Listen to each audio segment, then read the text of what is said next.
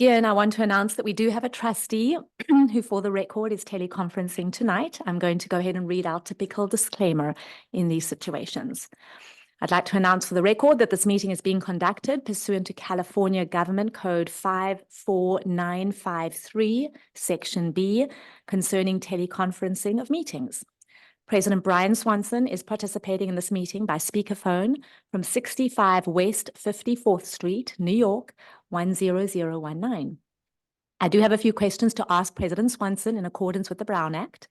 And also in accordance with the Brown Act, this location has been identified on the agenda for this meeting.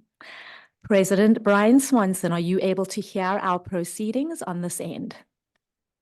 I am, although I'd ask that I get a quick mic check from everybody too, just to make sure that I can hear everyone.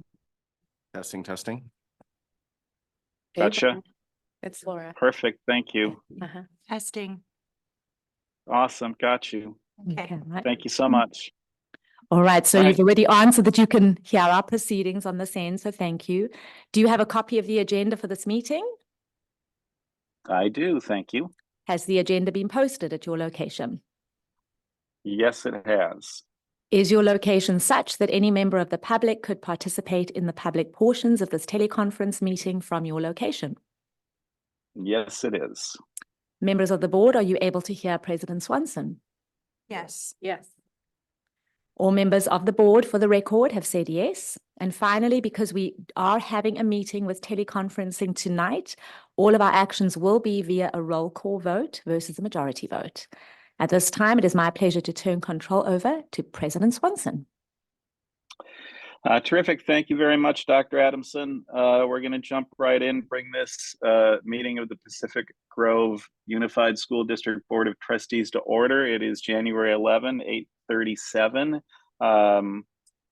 As we begin this meeting, it's important to pay respect and to acknowledge that we are on the traditional land of the Ohlone, Castanoan, and Esselen people, and additionally pay respect to elders both past and present. Can we please get a roll call? President Brian Swanson.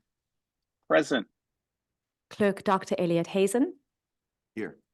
Trustee Jennifer McNary. Here. Trustee Laura Ottmar. Here.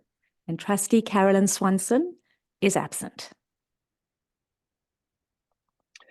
Terrific. Thank you very much for that. Let's move on to the adoption of the agenda. I know we've had some elements move around. Dr. Adamson, do you want to lead us through that? Absolutely. I will go ahead and give a quick summary. Starting with page 39, consent item H. This is an information discussion item and not consent, and so has been moved to information discussion for your records. That still remains on page 39. The next item is consent item J. That was originally on page 44, is now on page 78. There are two items that were checked off on this particular item. It should be an action item and has been moved to the action area of the agenda. The next one is page 68. Originally, this is under consent item L. This is now moved to page 66.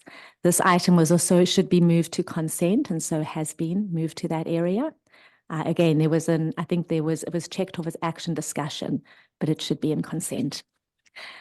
The other item that I want to make everyone aware of is the public hearing notice.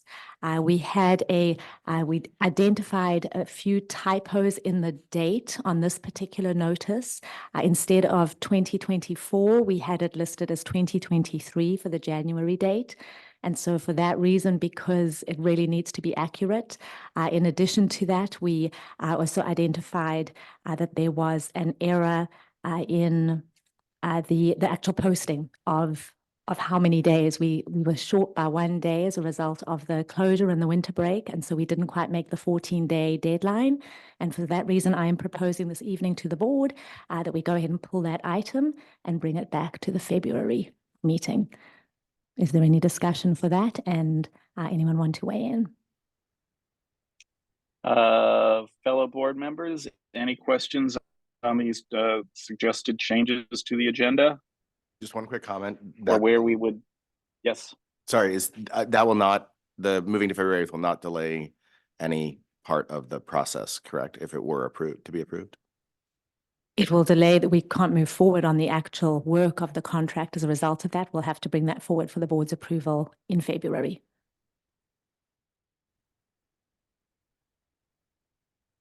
All right.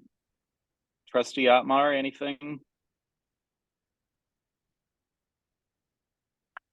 My preference is to do it this evening so we can move forward with work, but if it's not been posted for the appropriate number of days, it sounds like it's Yeah. kind of a moot point. So let's just pull it and move forward, I think. Trustee McNary? I'm in agreement with the staff recommendation and my fellow trustees. Thank you. Great. Okay. Yeah, I mean, I would love to move forward with public hearing, but we have to get it right, I think, especially one that's so heavily involved.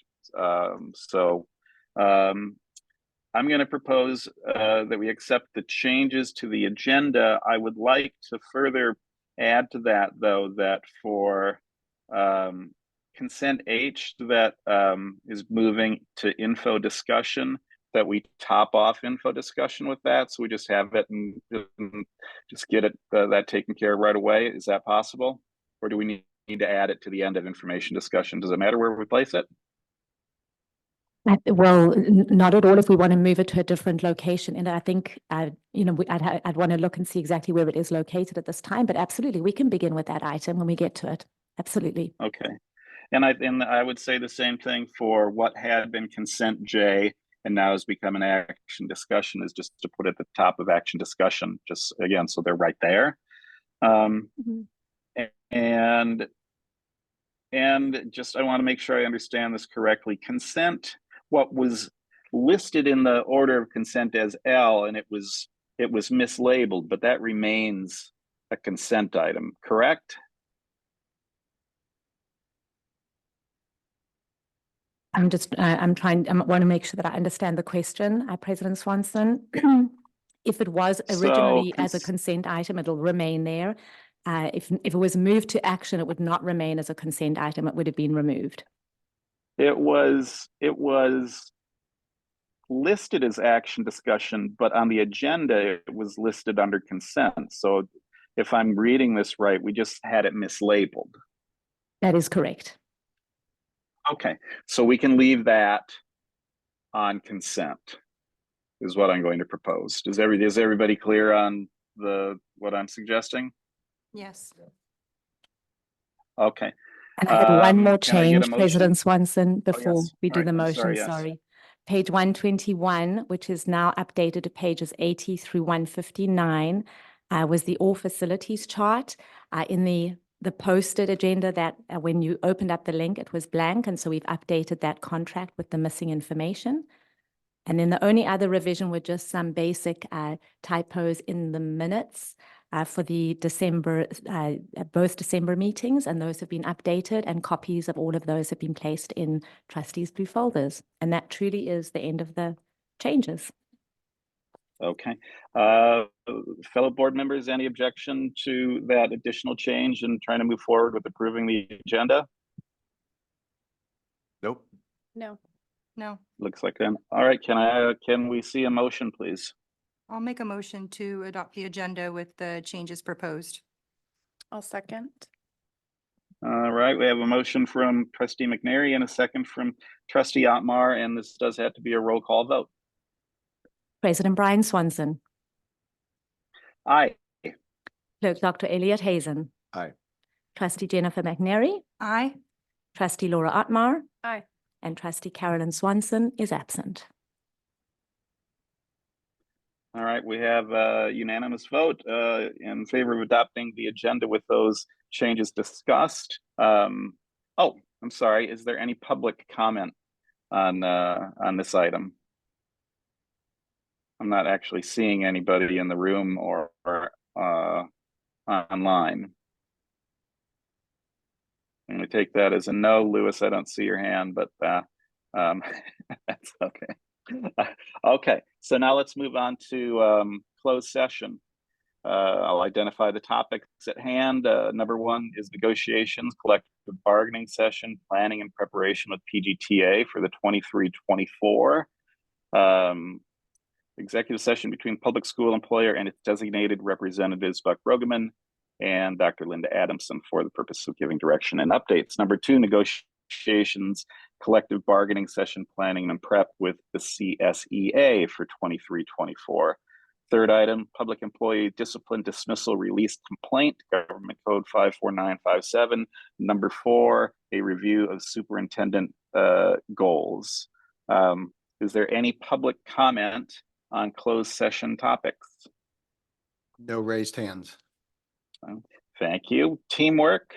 All right, with that, let's adjourn to closed session. I'll see you guys in there.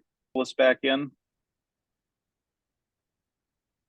Solid. That was a quiet gavel. Sorry. I didn't even hear that. There we go. Thank you so much. So we're returning from closed session. Apologies for us being a little bit late, but we're here now. So reporting back on the items that we discussed in closed session, negotiations with PGTA information was given. Number two, negotiations with CSEA information was given. Number three, public employee discipline dismissal release complaint information was given. And number four, superintendent goals review information was given. Trustee McNary, would you be so kind to lead us in the pledge? Will do.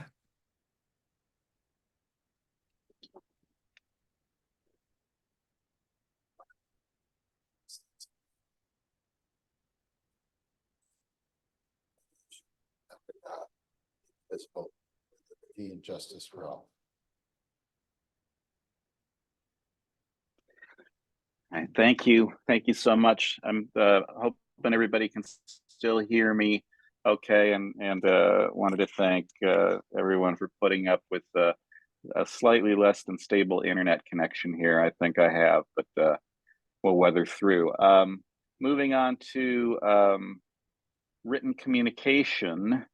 I think I will review first letters that I received. A few came in here late at the end of the day that I don't think I got to all of them. Numerous holiday cards, though. I'll make sure that I pass those around at the next meeting. We also received an updated Brown handbook from Lozano Smith. It's amazingly thick. If any trustee did not get that, if you could please let Dr. Adamson know. There's also a digital version of that, which might be easier for some. One letter relating to the restrooms at PG Middle. One letter from the Council on American Islamic Relations relating to bullying. One letter so far relating to TK classes for fall of 2024. One letter from Mayor Peak relating to the city's draft housing element. And that is all I received. Board members, any letters that we may have missed? I have a couple, President Swanson. I received an email invitation for dedication of a building to Harvey Kuffner, who was an MCOE trustee. I received an email from the company Edmo. I won a raffle item at CSBA, and they're also interested in a potential field trip for the board to see their local surrounding sites. I also received a couple emails with regard to my role as our CHS member, a year-end request for support, and a Happy New Year email. That's all. Great, thank you. Trustee Otmar? No, nothing additional from me. Thanks. All right, Dr. Hazen? Yep, you hit mine as well. No. Great. Okay, thank you. Moving on to board member comments. So I don't talk too much. Can we just go from Elliot to Trustee Otmar to Trustee McNary with any member comments? Yep, that sounds great. Thank you. That would be me. I didn't know if you wanted to go first or not, Brian. Sorry about that. Ooh, slow start to the night. I'll go last. I'll go Okay. last. I'll just say it has been a bit of a difficult reentry as evidenced by my slow response there, but I had a very restful break and gave me some time to really just think about how lucky we are in PG traveling. I was in Maui for a bit and saw the town of Lahaina, and just really, again, my heart went out to a lot of people around our country that are struggling a lot more than most of us are here in Pacific Grove. So just, again, very grateful for our district. I also was lucky enough to see the PG middle school girls basketball game go to overtime with a 2022 tie, but then they lost at the end and fought oh so well. So the gym was rocking. The cheerleaders were leading cheers. It was sports at its finest. So I'll end with that. I don't have too much other than I'm glad to be back, and it was nice to be on break, but it's really good to be back. It's good to feel the energy, and I think most people seem refreshed and happy to be back and happy to be moving forward. So welcome home, everybody. That's all. Nothing additional from me, really. Welcome back. We've got a full agenda. It's cold again. One question that came up for me is the heat working in all of our buildings right now? Because it's really hard to learn when it's cold. So I don't need a staff response right now, but I am curious. All right, and I don't have a lot here. But again, welcome back. I'm glad to see, as best I can tell, with all the rain and wind over the last couple of days, that we seem to be weathering those. I think we lost a lot of the trees last year, so there are fewer trees that are hopefully falling down or not falling down this year. So, I did want to share that I had a wonderful meeting with Mayor Peak a couple of weeks ago, just talking about some of the things that we talked about here in the board and the city council and mayor's office working more closely together, which I'm sure is something we're going to be working on as we move through the year too. But it was just a really great conversation with a great mayor. So that is all I have. And Dr. Adamson, on to you. Gosh, well, I've got a little bit more than everyone else. I'll try to keep it as succinct as possible. But, first of all, just by beginning with, it's just wonderful to know. I do hope that everyone just had a relaxing and enjoyable break. I think, you said it, Trustee Mara, that everyone came back looking refreshed and relaxed. And, that's the purpose of this time together, right? But it is always nice to start a new year and, just see that energy and all of our staff coming back and students just, re-energized and ready to, just take January by storm is the way that I like to see it. So as I have been doing, it's just a little quick update on my listen and learn tours. And when I reported last, I was at 57, and I have added additional 18, to that. So I'm at 75 right now. A reminder of my goal of, 100 people, community members and staff members within my first 100 days, my 90 days, really. And so just some of the highlights from my last 2 weeks. I also, like you, President Swanson, got to meet with Mayor Bill Peak. I actually got to meet with him this morning. And, that really sort of followed up so much on my interactions already with our interim city manager. And, just that continued discussion about the joint subcommittee that we're looking at, putting together. So that was just really a very, very exciting conversation, lots of opportunities that lie ahead for us. I've had a chance to meet with several of our, coaching staff in the last 2 weeks, some of our music teachers. And it's just such a wonderful, reminder for me of, those opportunities we're providing for our students of, ways to continue to build their confidence beyond the academic side of it, right? And just, building those spaces for our students to really explore, right, their skills and talents. So that's been really positive. And then just so many different family members and parents that I've had the chance to meet that I look forward to continuing to do so. I've got many, meetings scheduled in the coming weeks there too. And I just want to say thank you to, everyone who's putting aside that time, to each of you. You are so, helping me develop just a rich and thorough understanding of who, we are as a community and who we are as a district. And it's really just helping shape me, with my vision, as we move forward. So just grateful, for that as we move forward. All right, the second update I would like to give is very specific to TK pre-registration that opened this week. And, what I'd like to say is what a great, reminder for me of, just how passionate our, families are. And that's an exciting time, but it could be a little bit of an anxious time as well for families with their littlest and youngest ones. Many of them, it's their, first entry or their first, kiddo coming into our school system. And so I know there's a lot that weighs on that.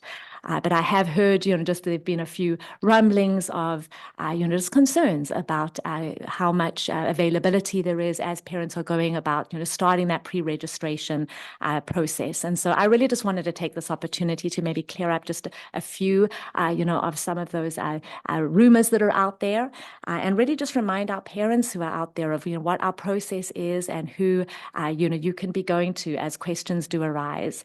But I do want to say to our families that, we hear you, number one. We understand how important this, time is for you, that we are, but more importantly, we're here to support and walk you through that process.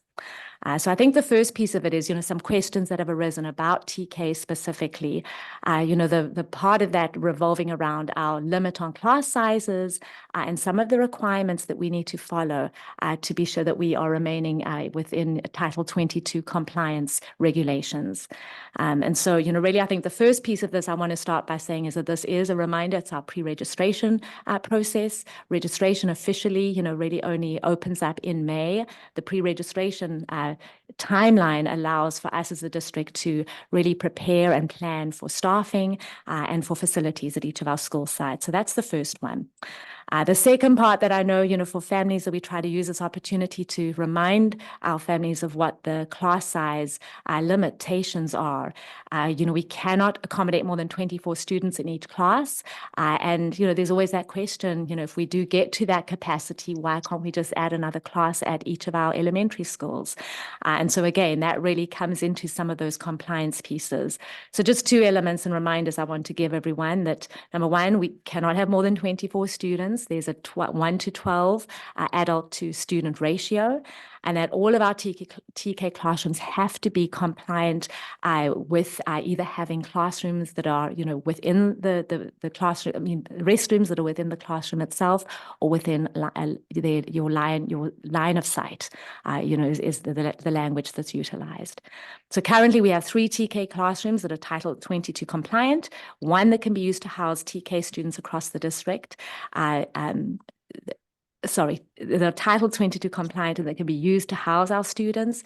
We have one of those classrooms that is specifically at Robert Down and 2 at Forest Grove.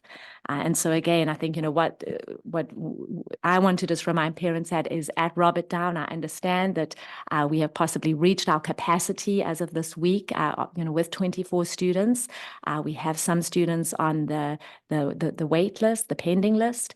And, really there's a priority list that we follow of, requirements that we look into. So students who, have siblings at the school site, those will be things that our district staff will look into to really be able to approve any openings as they may become available later on in the year.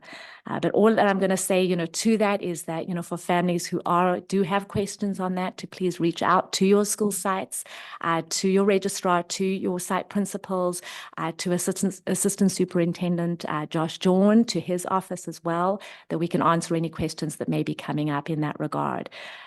Just to end with that, I think it is, we want to be here to walk you through that process. We understand, the desire for families to want to have their students at the schools that they're choosing. But I think it's also important that we, use this time as well to explain some of the limitations that we have based on some of those compliance components. And then my final reminder here too is that, really this is specific to the TK year. If there is a family who, if they're not able to get into their neighboring school because as a result of those capacity limitations, that would just be for the TK year. Come kindergarten, you'd have that option as well at that time to enroll in your neighborhood school for kindergarten. And typically we're able to accommodate, all of those requests and choices. So that's really it for the TK process. Again, there will be, forthcoming information. There is a landing page on our website that I encourage you to go to as well that explains the process and the age, limitations. And so really just, please reach out to us so we can help walk you through and ensure that you are just, getting your students set on the right track for success as they begin this exciting time, right, in their school career. Let's see, and then just really, site visits. I, have been doing, continue to, try to get into our classes, into all of our school sites to be with students, to, connect with teachers as well. Right before the break, I got to be a mystery guest reader in Miss Renteria's kindergarten classroom. My apologies to Miss Renteria, because in any, the sign of a good kindergarten classroom is you go in to read a book and can be, sidetracked with about 100 different topics and questions that students raise. And so I, was really privy to, many of those questions and wanted to answer them all. And that took a lot of time, but it was just really fun. It was just a pleasure to be there. And then this week I got to visit our adult ed site. I just want to say thank you to Principal Ramirez Martinez for, just really being able to, walk me through some of the ESL classes. We got to visit all three. There's an A, B, and C, tiered level class. And what an amazing site and opportunity for me to meet some of our community members who are taking advantage of those classes. Really, we have community members from all over the world and speaking, some of them up to 4 different languages, learning English now as, a third or fourth language, right? Not even a second language. But what a lovely, resource and opportunity that we are able to provide our community members in that regard. Many of them seeking their, citizenship as well and going through that process. And it was just very inspirational. So thank you for that time that you spent with me as well. We also just had great holiday events as well, right, before the holidays. And that was, exciting to see our elementary performances, and middle school I was able to attend as well.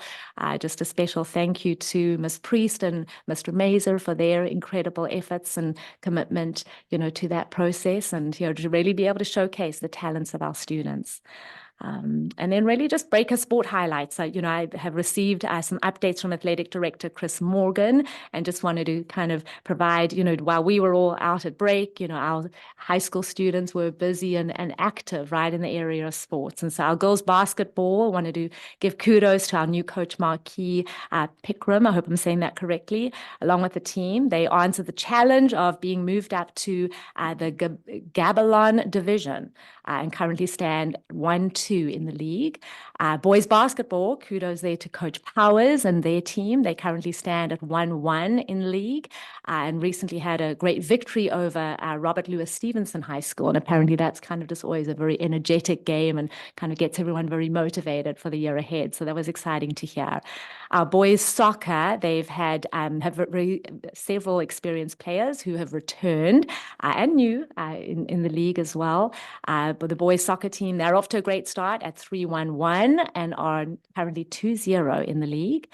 Coach Nordstrom there is doing a great job in just, keeping students motivated and coming together and as a very strong team. Girls soccer, they are our defending league champions this year, and they're looking forward to just another great promising year. Coach Geraldo has just a great group there as well, and, looking forward to just seeing what they're going to get to do.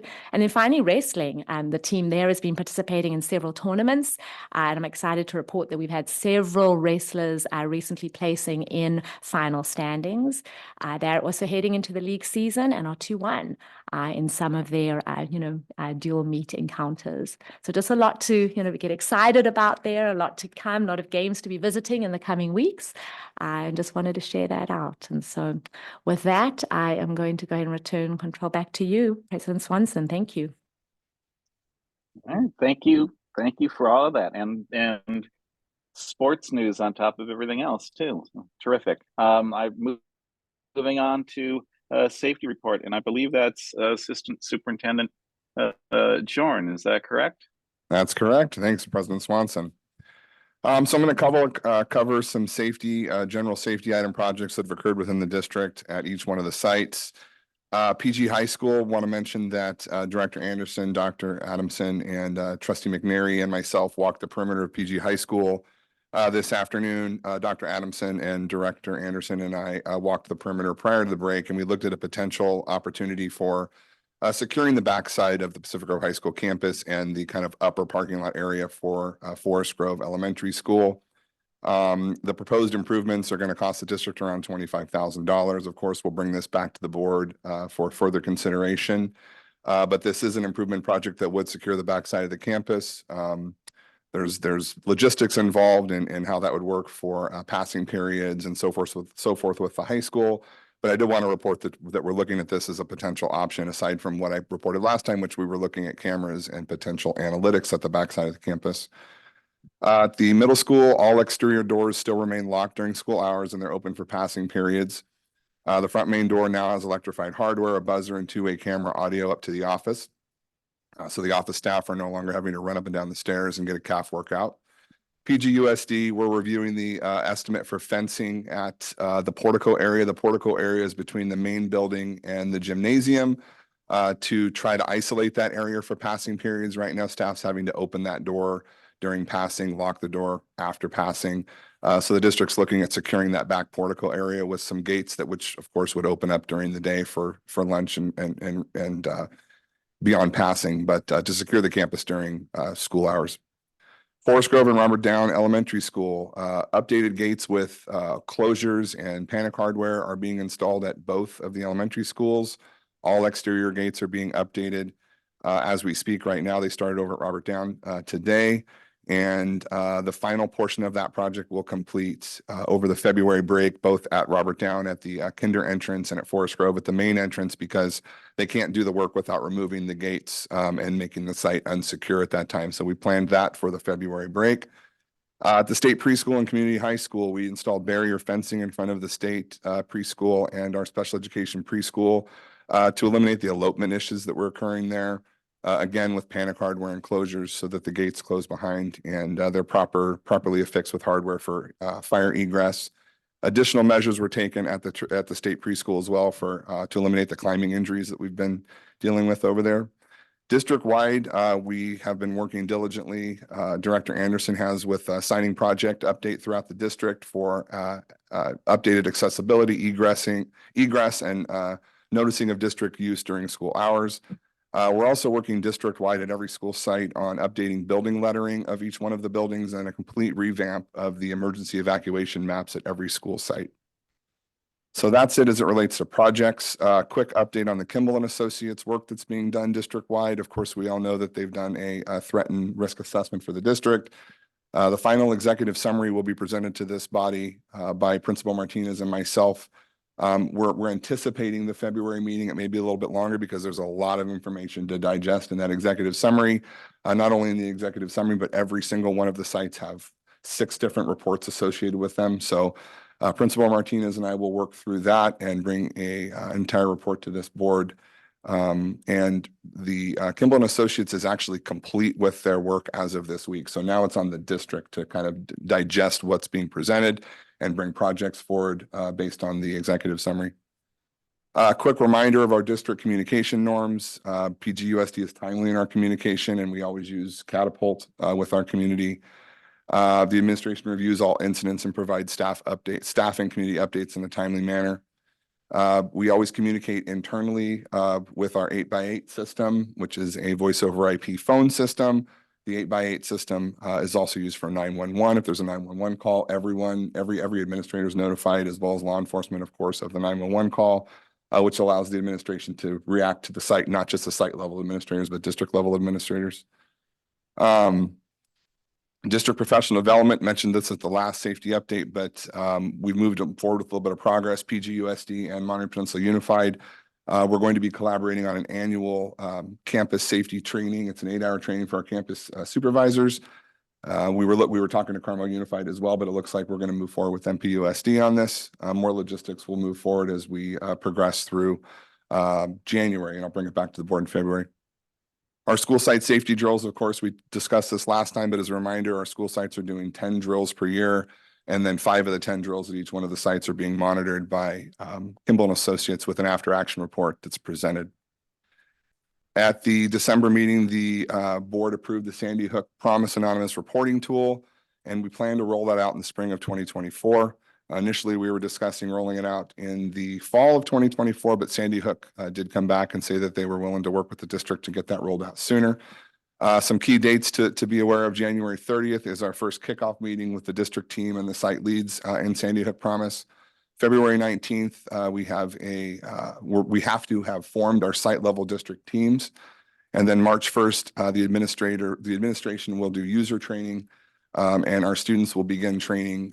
It's going to be different at every site. We're working with our site administrators on when the training is going to occur, but it's a 30-minute training with our students in classroom, about 15 minutes videos, 15 minutes Q&A, and it's proctored through Sandy Hook Promise.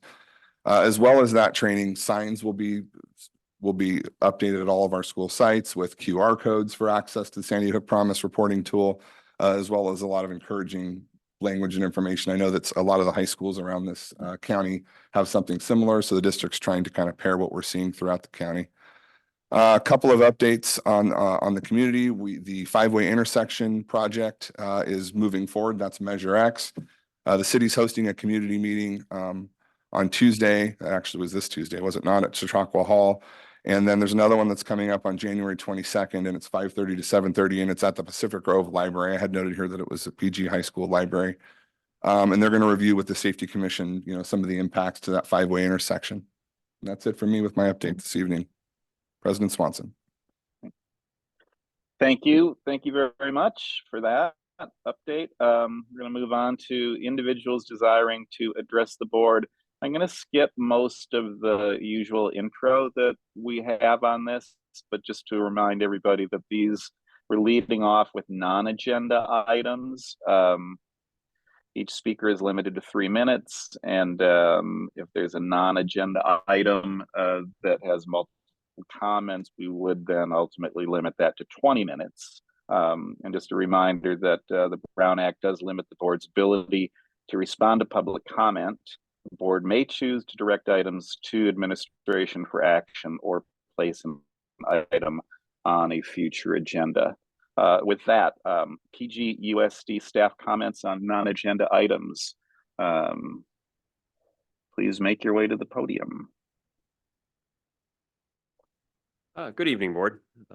First, I'd like to address Trustee McNeary's question about heaters. And the answer is, in the last month, we've had 4 heaters go down. 1 we did emergency replacement on. The other 3, I believe, are probably repaired by now. There's 1 little questionable because we're waiting for a part. I think the other 2 are already up and running. Beyond that, we have the heaters at the gymnasium, which have been problematic since last year's storms. Those have been going. We started work on those over the break, and I'm happy to report 2 are now working. And I just yesterday authorized about another $1,000 worth of work to get the other remaining 2 working, and they'll be off the old control system and locally controlled from this point forward. So 4 heaters working in the gymnasium in the very short future. So just in time for basketball season. So there's your heater report. One of the other things I would like to address is that we had gotten an anonymous letter about the Pacific Grove Middle School bathroom conditions. First, I would like to start by saying that I personally walked those bathrooms, and I agree with the letter to a certain extent. And we will be addressing a couple of the upfront items really quickly, which was about some partitions between urinals. There's actually are existing partitions between every urinal. However, there are 2 areas where an additional partition would add privacy. So we're going to go ahead and do that. In the future, we will plan to upgrade the bathrooms with new partitions. It's not so much that they're, I wouldn't say they're unseemly, or as it said in the letter, I would say it's more of a case that they're starting to rust and they're metal. So we want to replace those with a phenolic type partition that will not rust. It'll hold up to our weather and our cleaning conditions and last for many more years and be a bit more sanitary than the rusty painted ones. So I want to acknowledge the letter, although I don't agree with everything that's written in it. I will say that we do acknowledge that the conditions are such that there does need to be some attention there, and we recognize that, and we will move forward, and we will take care of that, and we'll make plans to do that in the near future. Okay, thank you. And thank you very much. Do we have anyone online right now? I'm not seeing any raised hands. No raised hands and no one else making their way to the podium. Okay, let's move on to community members on non-agenda items. If you're online and have a comment, please raise your hand now so we can catch you. Are we seeing anyone in the room stepping up to the podium? No one in the room and no raised hands. Okay, all right. So with that, let's move on to consent. For those of you who weren't here at the beginning, I did want to just zip over a couple of changes that we made to consent and summarize those. They come at the end of the consent agenda, but item H has been moved to info discussion, and item I will remain on consent, but we just adjusted the labeling on that so it said consent. I think it originally had said action discussion. And then item J has been moved to action discussion. So we'll put those at the beginning of those individual sections in the agenda. Board members, do we have any other comments on the consent agenda as it's been adjusted? None for me. Seeing no one. No. Okay, do we have any public comment on consent? I'm not seeing, and if you're online, please raise your hand. I'm not seeing anybody at the podium. No one making their way to the podium. Right on. All right, well, with that, can I get a motion to approve consent as we'd adjusted it? I'll make a motion to approve consent as you described it. I will second. Right on. All right, and given the fact that one of us is remote, these are all roll call votes. Can we get a roll call vote, please? President Brian Swanson, Aye. Clerk Dr. Elliot Hazen, Aye. Trustee Jennifer McNary, Aye. Trustee Laura Otmar, Yes. and Trustee Carolyn Swanson is absent. Okay, and our student representative remains absent as well. Is that correct? Correct. I received an email. All right, I just wanted to be sure. I received an email saying he was going to be late. Okay, all right. I don't have it all in on the camera here, so that's terrific. And consent passes unanimously. Another change in the agenda, if you're here for the public hearing, due to some adjustments that we needed to make in the way that was presented, we'll be coming back at a different date. And so I believe at this point we're already at action discussion, and if we need to label it, this is going to be the item on resolution 1117 authoring state preschool contract. If we have to label it, let's call it AA. And I believe Barbara Martinez, there you are, Barbara. Happy New Year.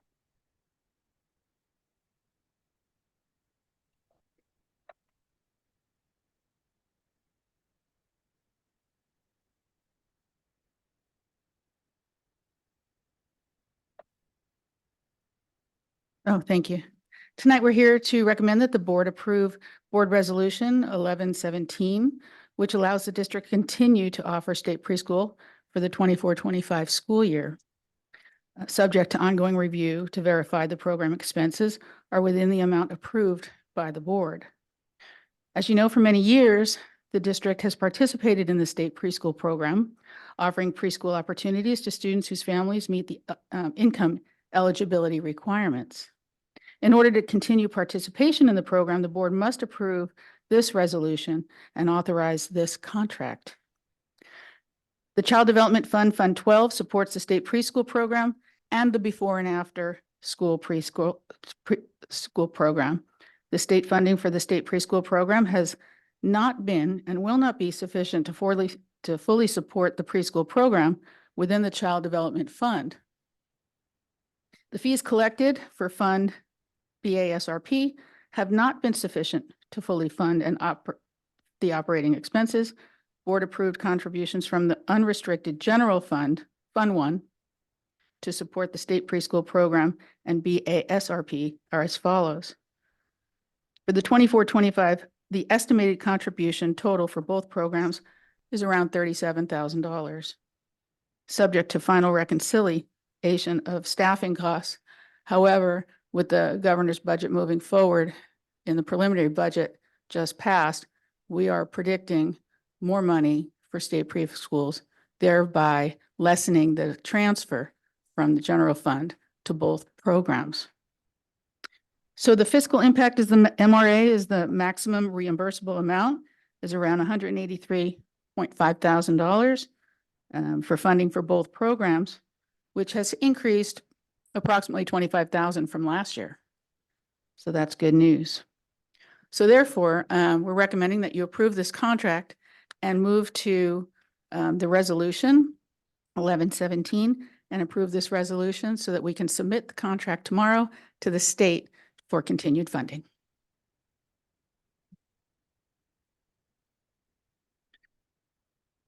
That's all I have. All right. Great.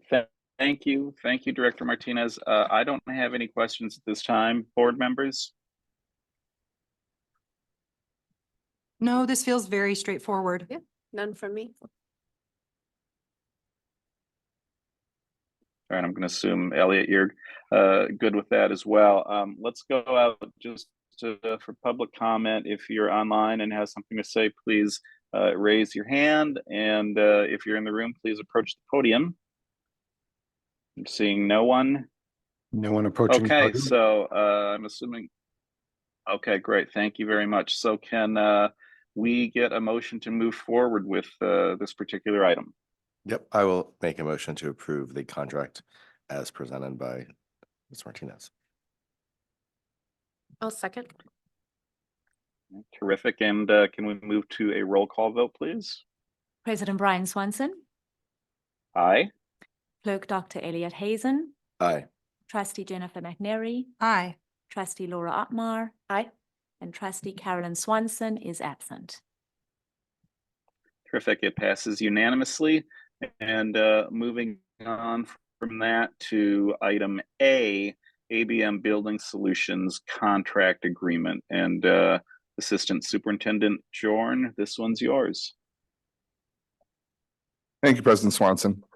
So I'm bringing forward the Municipal Advisory Services Agreement with Dale Scott and Company. The district currently has 2 general obligation bonds, as we know, Measure A. Wrong item. Oop. Well, this was a ABM, but I'm just questioning. Oh, since we didn't ABM. have- This is I thought they were pulled. Yeah, okay, If we didn't have the public hearing, do we pull this as well then? correct. The action item's pulled as well as the public hearing. Okay, so we will skip item Oh. B as it is on the updated agenda. Okay. Or Just a point of order, if we didn't pull it from the agenda before it was adopted, then we can just perhaps take no action on this item since it still was on the agenda. That was my recollection of how we handled it, but perhaps, okay. Mhm. So maybe we just take no action. Yeah, you adopted the Yeah. agenda, removing the public hearing portion of the item, and the public hearing portion is 2-part with the action item, so it's already been adopted, so there's no action. okay. Thank All you right, for the so correction. we're just going to move on. Thank you for catching that, Trustee McNary. And we're going to move on. And thank you for the brief intro, Mr. Jorn. So on to action discussion B, calendars for 2024-25 and 2025-26 school years.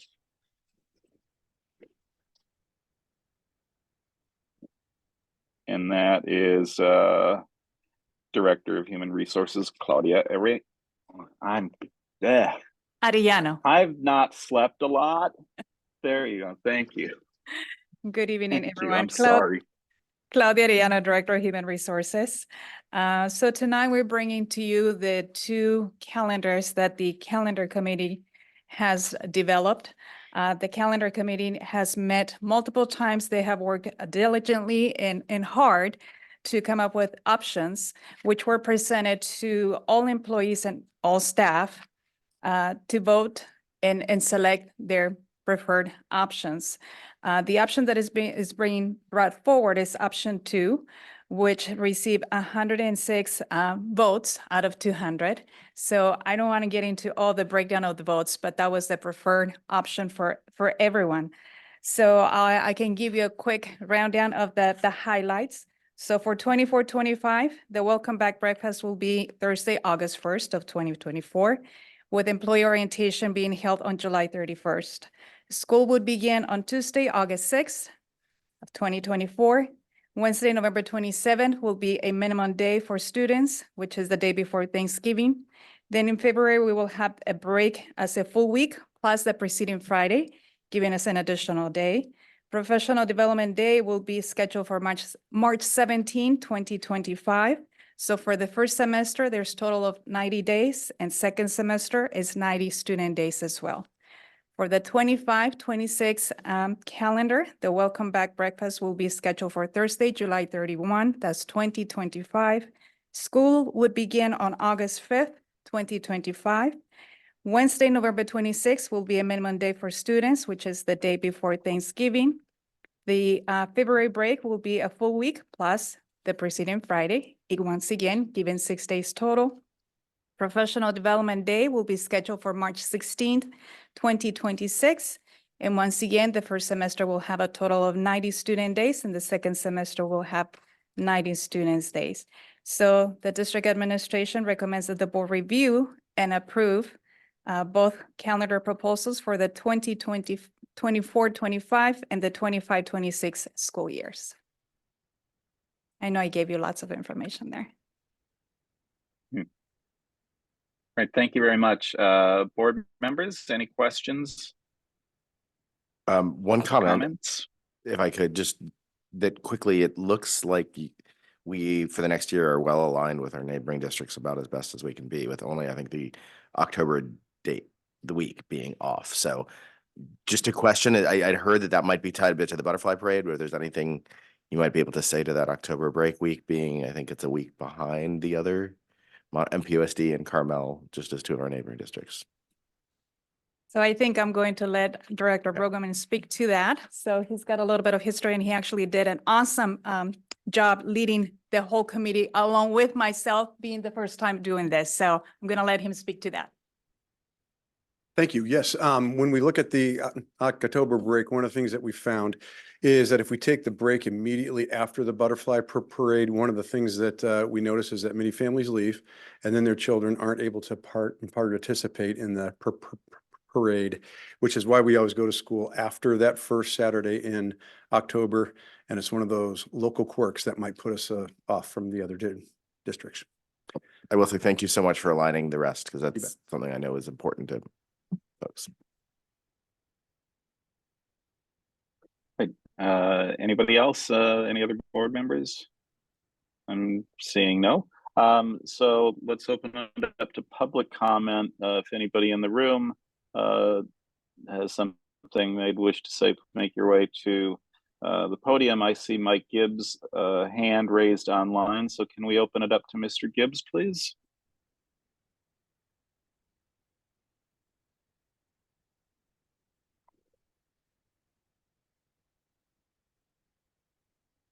Yes, thank you, Mr. Gibbs. There we took a minute or two. I'm going to ask a question. It may be out of turn, so you can shut me down. But on the last item, the ABM contract, if you could just clarify, I'm not quite sure what happened. So you table this until a future meeting. Is that correct? I'm just trying to find out what happened to the item. I didn't understand the discussion. I can comment on that as best I understand, if everybody can hear me, is that there were some errors in dates and the like, and that's why we did earlier in the meeting. You would have seen that we wanted to make sure that we had it right. Got it. Okay, thank you very much. All right. I'm not seeing anybody else in person or online, although since our student representative just jumped in, and probably Mr. DiMaggio, you probably have your finger on the pulse of what students are feeling when it comes to the calendar. Any comments that you'd like to share before we move to a vote? I don't believe so. Thank you. All right. Didn't mean to put you to put you on the spot. So can I see a motion, please, to move forward? President Swanson, can I make one more comment? Yes, of course, by all means. Just a thank you to Director Arellano for the transparency and the clarity and the information you provided to us about this process. It makes it a lot more clear, the background of how this information got to us, so we could make an informed decision. So thank you. Terrific. All right. So If I may, I I just would want like. to, sorry, President Swanson. So hard. Yeah, we no. can't I'm see 'em. sorry. I didn't see you. I didn't see you over there. I'm sorry. I know, and I keep looking up to the ceiling like if you're hiding somewhere. I just thank you for that. But I just cannot let it go by without giving a big shout out to the committee, to the team, and Director Rogaman for their work. And Angela Leopard as well. Multiple people were behind all of this, so I just want to say that it was a lot of hard work from multiple individuals, and I'm very blessed that I have them working alongside with me. Thank you. Please share my gratitude. I appreciate it. I will do that. Thank you. Terrific. All right. So I don't believe we have a motion yet. So I to move to approve as presented. I would be happy to make a motion to approve the calendars for the next 2 years as presented. I'll second. All right. So can we go to a roll call vote, and could we please begin with our student representative? I'm going to go ahead and I think because he was not here for the entire conversation, I'm going to have our student advisory member just abstain from the vote, if that's good with you, Dario, unless you feel you're in a position to be able to give a vote and approve the calendar, but I don't think you heard everything, did you? So, okay. All right, so I think I'm going to go straight to start with President Brian Swanson. Aye. Clerk Dr. Elliot Hazen. Aye. Trustee Jennifer McNary. Aye. Trustee Laura Otmar. Aye. And Trustee Carolyn Swanson is absent.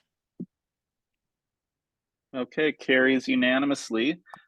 Moving on to action discussion item C, renewal contract for financial advisory services with Dale Scott and Company, if I'm getting that right. And we should be seeing this from Assistant Superintendent Josh Jorn. Thank you, President Swanson. I'm paying better attention this time. This item was brought forward on the December meeting, and there was a discrepancy on the district's end related to the fiscal impact to this contract. I'm briefly going to go through a couple of items and then, of course, open up for trustee questions. The district, of course, as we know, has Measure D and Measure A, 2 general obligation bonds. One is a tech bond, which is Measure A, and a facilities bond is Measure D. The district's using these bonds for capital improvements and outlay within the district. Dale Scott and Company has been the municipal advisory services vendor for this district for, I think it was 20 years that we resolved on last time. This contract I'm bringing forward tonight is a 5-year contract.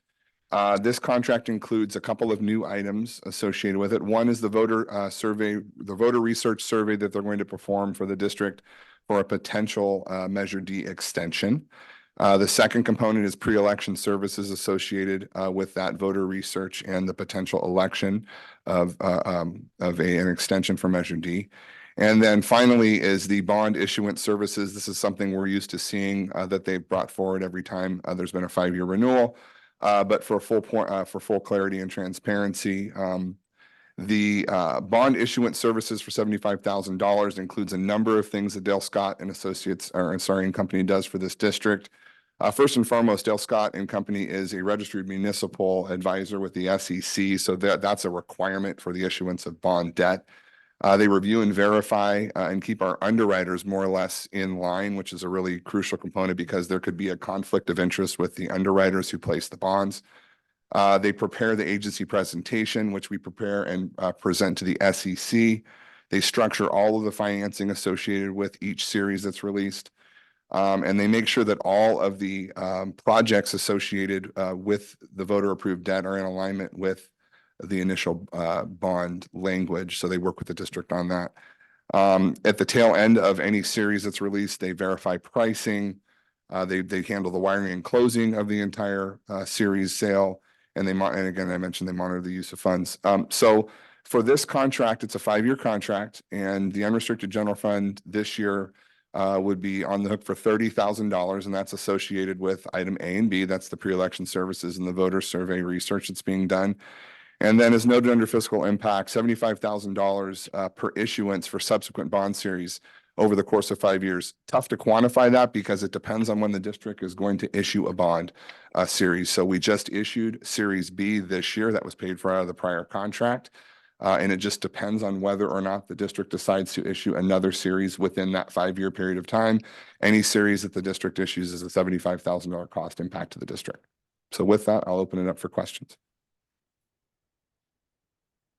All right, thank you for that summary. Board members, any questions? Feel free to jump in.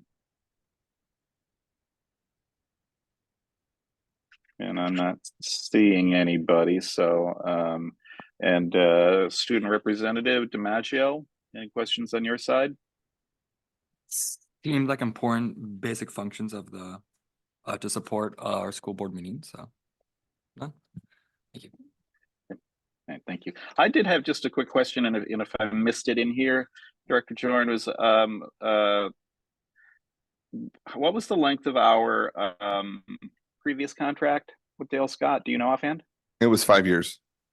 It was 5. So typical to be 5 years, and it was probably 5 years before that last 5-year one too. So that's correct. And I will note that there is another contract that comes to this body, which is the continuing disclosure services associated with Dale Scott and Associates, and that's our financial disclosures. I bring that forward every year. I believe I brought it forward at the first board meeting of the year, much smaller contract. But those are the 2 contracts associated with Dale Scott and Company.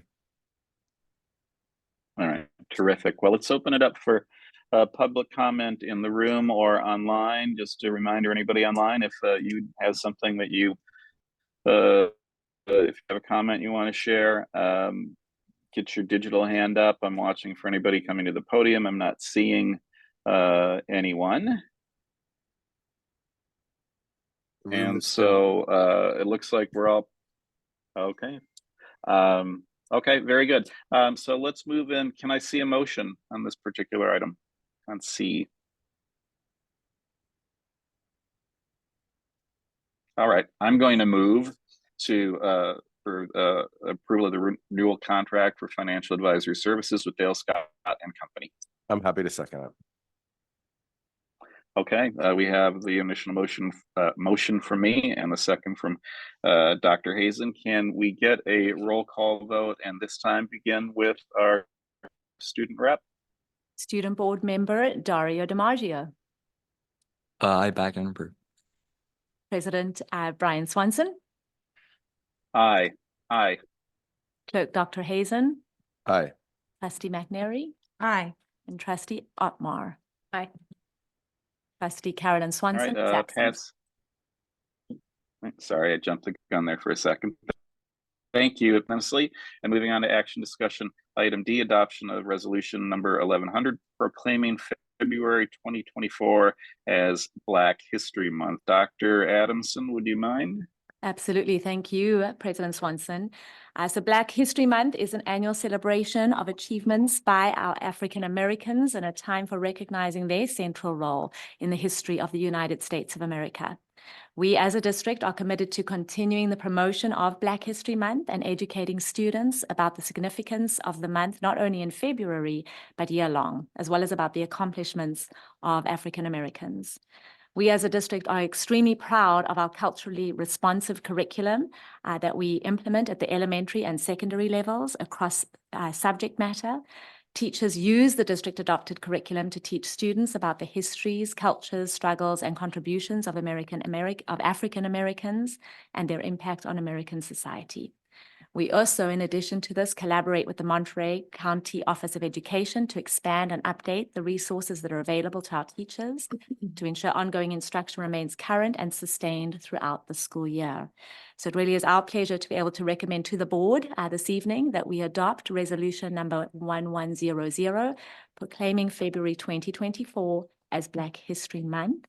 And I would love if there was a board member willing to want to read the resolution for everyone's listening pleasure this evening. I'll read, if everyone's okay with that. So resolution proclaiming February 2024 as Black History Month, whereas Black History Month is an annual celebration of achievements by African Americans and a time for recognizing their central role in United States history.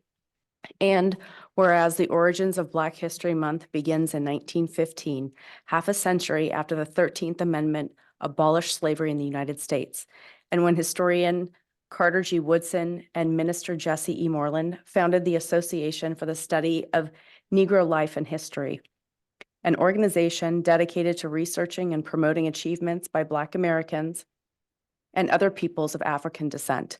And whereas since 1976, every U.S. president has officially designated the month of February as Black History Month, also known as African American History Month.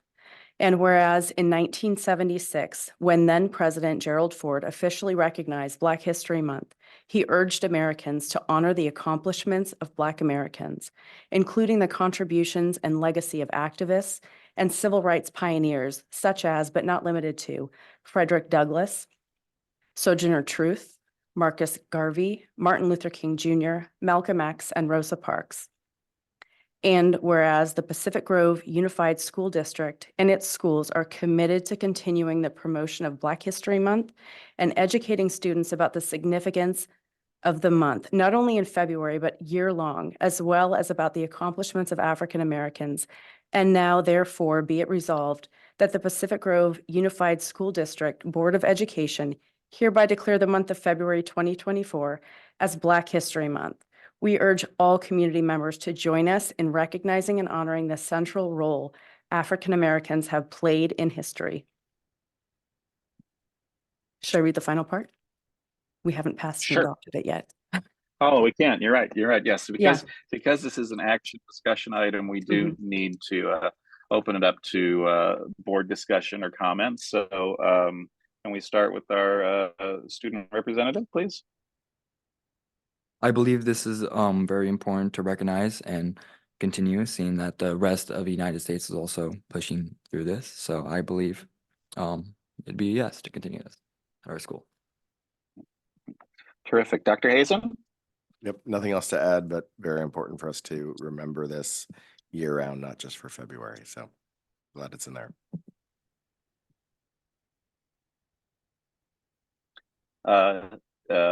Trustee Otmar? Nothing to add, but thank you for letting me read that. Trustee McNary? Nothing additional for me. Thank you. All right, and I just wanted to add, I mean, I think Dr. Hazen had pointed out too, it's like, not just February. And the last part of it, I love especially too, where it says, we urge all community members to join us in recognizing and honor the central role of African Americans that African Americans have played in history, all community members. So with that, I'd like to open it up to public comment within the room or online. If you're online, please raise your hand. Seeing anybody yet, and I'm not seeing anybody come up to the podium. So with that said, can I see a motion, please? I'll make a motion. And I'm happy to second it. Great. Could we go to a roll call vote, please? Student Board Member Dario DiMaggio. Aye. President Brian Swanson. Aye. Clerk Dr. Hazen. Aye. Trustee McNary. Aye. Trustee Otmar. And Trustee Karen Swanson is absent. All right, passes unanimously.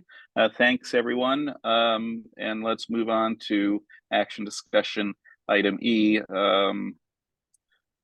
board governance follow-up and discussion regarding future topics. Shall we?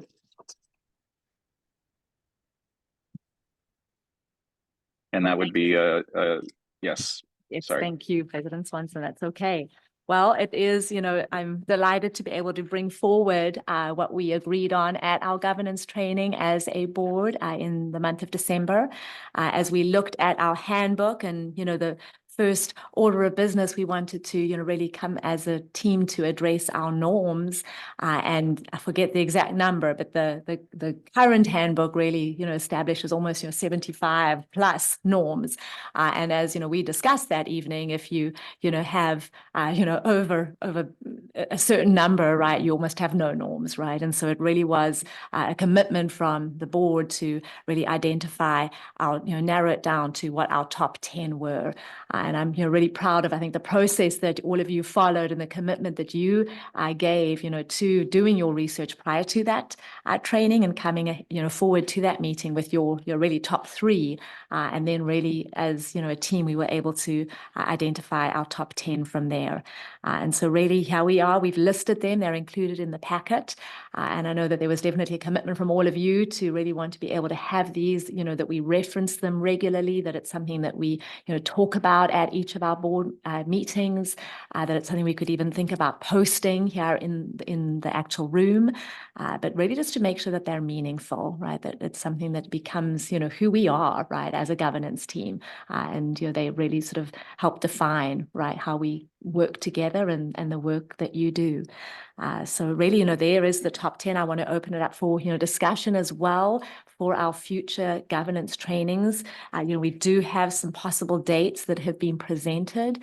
And so, I really want to be able to look at those. I have, given those dates to you in the past week, and it does look like we have narrowed that down to 2 possible dates that work for 4 of the trustees. So I'm going to give those dates right now to kind of look at you in the hopes of, fingers crossed, that maybe we can, narrow it down to one of those. So right now we have March 11th and March 14th are 2 dates that March 11th for sure works for 4. And so I want to kind of open that up to all of you. Could we make that date work? March 11th. I think March 11 might have been one that I didn't put, that was not me. I think I'm the higher on March 11, but I'm willing to go along with March 11. I just think I don't like Mondays. I had you down for March 11th and March 14th, President Swanson, but maybe I'm saying no. I thought those were the 2 dates you gave me that you could, but perhaps I'm mistaken. Yeah. I'm still in for March 11 and 14, and I guess I don't dislike Mondays as much as I thought. There's a song that goes along those lines, but okay. Well, I mean, the rest of the board, how does that date look? And I mean, the other option is the 14th, but I know there was one member who said it wasn't a great date, but they could make it work if that was the only date that worked for everyone else. So I'll put it forward for discussion. I can make either of those dates work. Thank you. I can email you and let you know. Okay. Yeah, and I'll just say, yeah, the 14th would be slightly better than me for the 11th, just due to commitments. Thursday nights, I've tried to block out 14th. my schedule as much as possible Okay. due very to board good. meetings, but I could make either one work.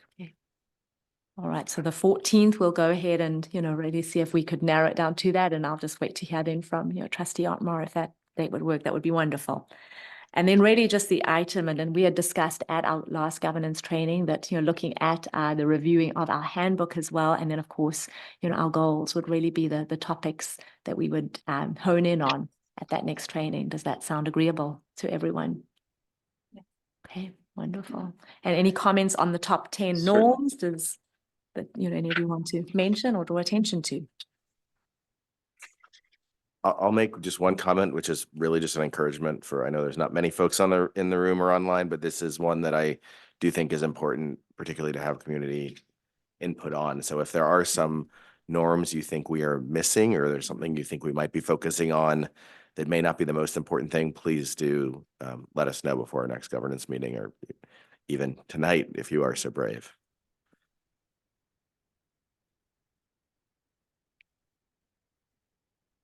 I'll jump in here real quick too. I think that's a great comment, and I think us getting to this list too.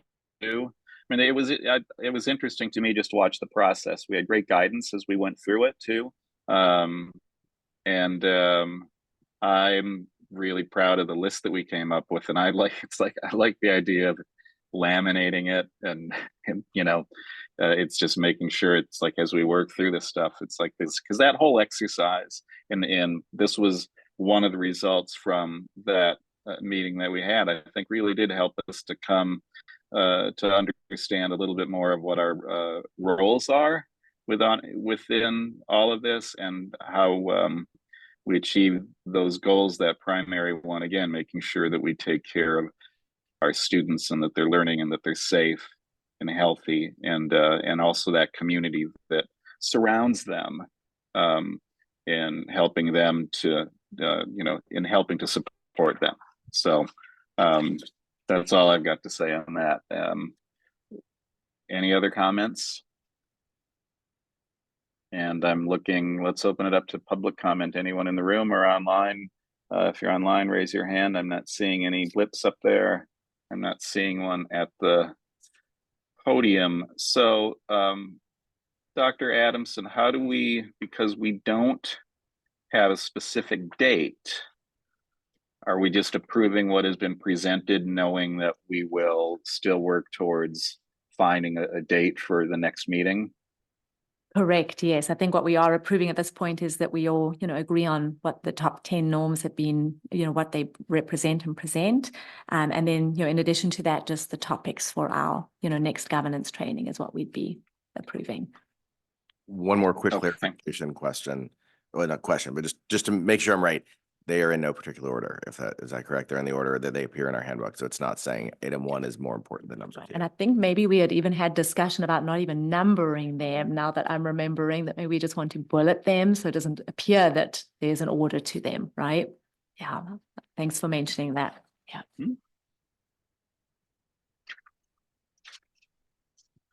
Okay, and again, not seeing any public comment out there. Can I see a motion? I'll make a motion to approve the norms and our future governance topics as presented by Dr. Adamson. I'll second. Terrific. All right, we have a motion to move forward from Trustee McNary and a second from Trustee Otmar. Can we get a roll call vote, please? Of course. Student Board Member Dario DiMaggio. Aye. President Brian Swanson. Aye. Clerk Dr. Hazen. Aye.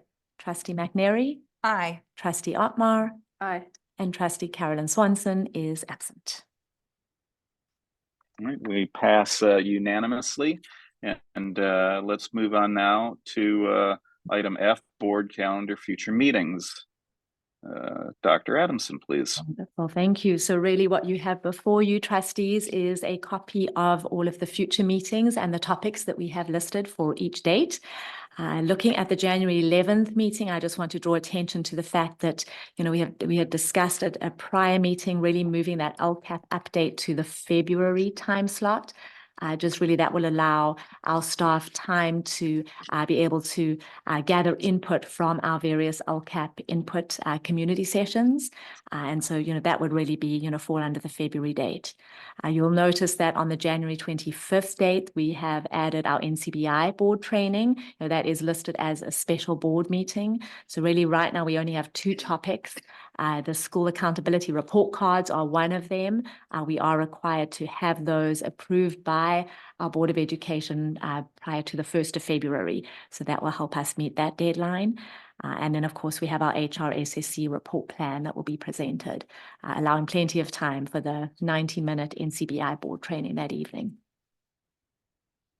Any comments, any suggestions for any changes to any of the other dates and topics that are presented? I'll just say I really appreciate how you're utilizing this as like an active and fluid document so we can track things, because up until now I was kind of keeping a Post-it type, very unsophisticated system of like things to remember and remind myself of in future months. So it's nice to be able to look ahead and think like this should have came up in January, but now it's here in February, and find it in a place. So thank you for creating this and using this as a tool. I appreciate it. I don't have any changes to what's proposed.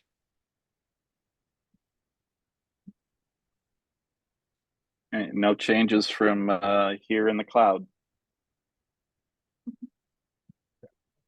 The February 8th meeting, since we are moving this resolution to February the 8th, is that going to be, it looks like a lot happening on February the 8th. So that meeting, Resolution.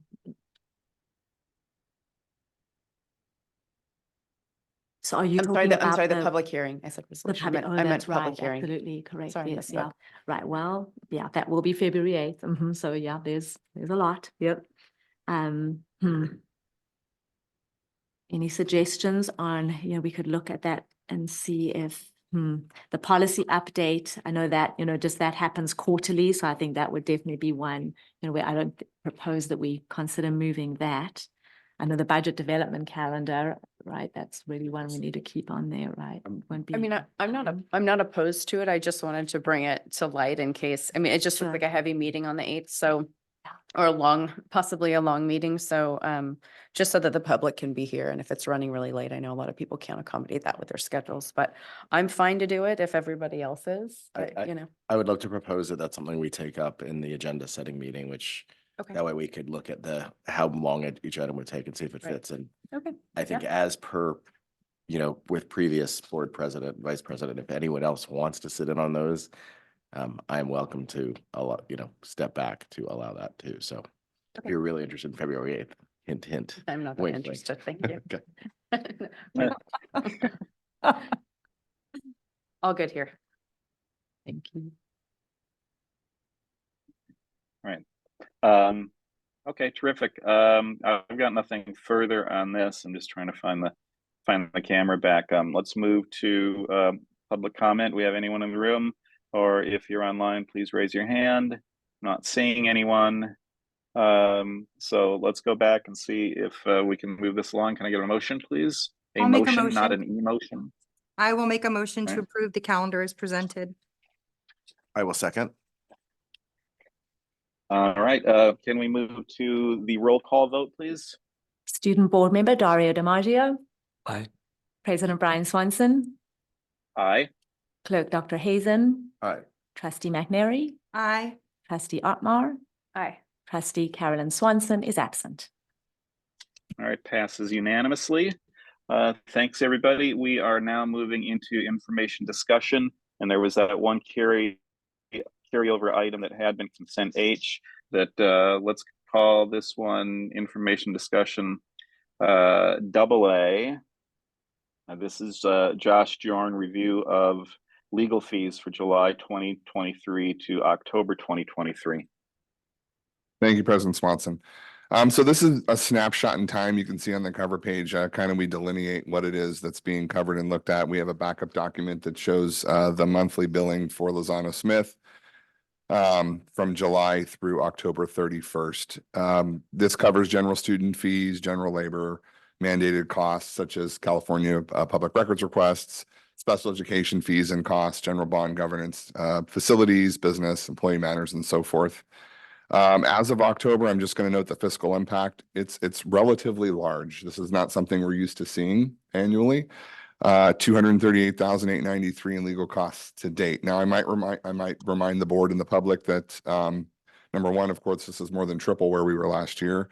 But much of this has to do with a couple of high-level things. Number one, special education settlement agreements that occurred in closed session and then were reported out. A majority of this, not a majority, but a large portion has to do with settlement agreements. Also, the fact that the district was going through a superintendent search at the time, and you had an interim superintendent in place too that needed legal counsel quite often. Right. So quite a lot happened between, we all know this, quite a lot happened between July 1 and October 31st. I bring these reports to the board mid-year to kind of see where we're at and see where we're tracking. Clearly, we're tracking much higher than where we were last year. At the end of last year, we had a reduction over the prior fiscal year of around 20,000. This year, I'm projecting around an $85,000 increase over the last fiscal actuals.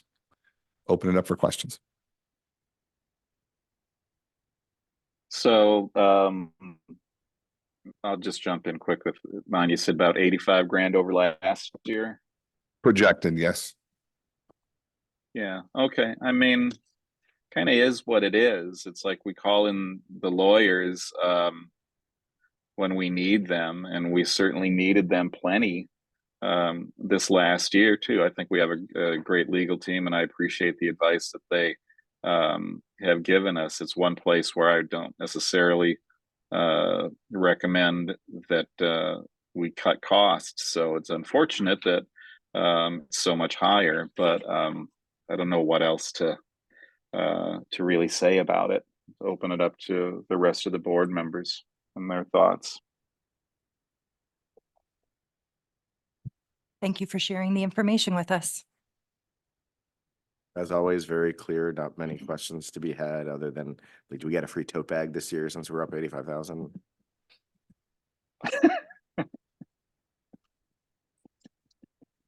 Anybody else? No, I don't have anything additional, but thank you for that. All right. The student representative DiMaggio, does this have you thinking about a future in law? None, thank you. Okay. Let's go out to public comment, and if again, I know I keep saying it, but if you're online and have something you want to say, please raise your hand. I don't think there's anybody in the room right now. Well, there are people in the room, but no members of the kind of general public, and I don't see anybody coming to the podium. So can we move forward and find a motion to, wait, no, this is information discussion. So there's no vote, right? Correct. Okay, so then with that, let's move on to item A, information discussion, review of fingerprinting standards.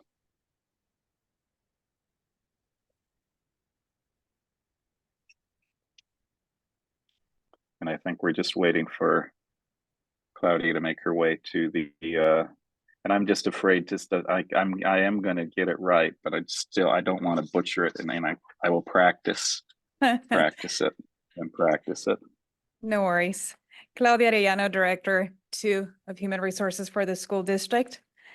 The Board of Education recognizes that volunteer assistance in schools can enrich the educational program, increase supervision of students, and contribute to school safety while strengthening relationships with the community.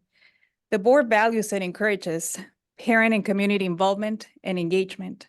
At the same time, the Board of Education must adopt policies and procedures to ensure that students learn in a safe environment.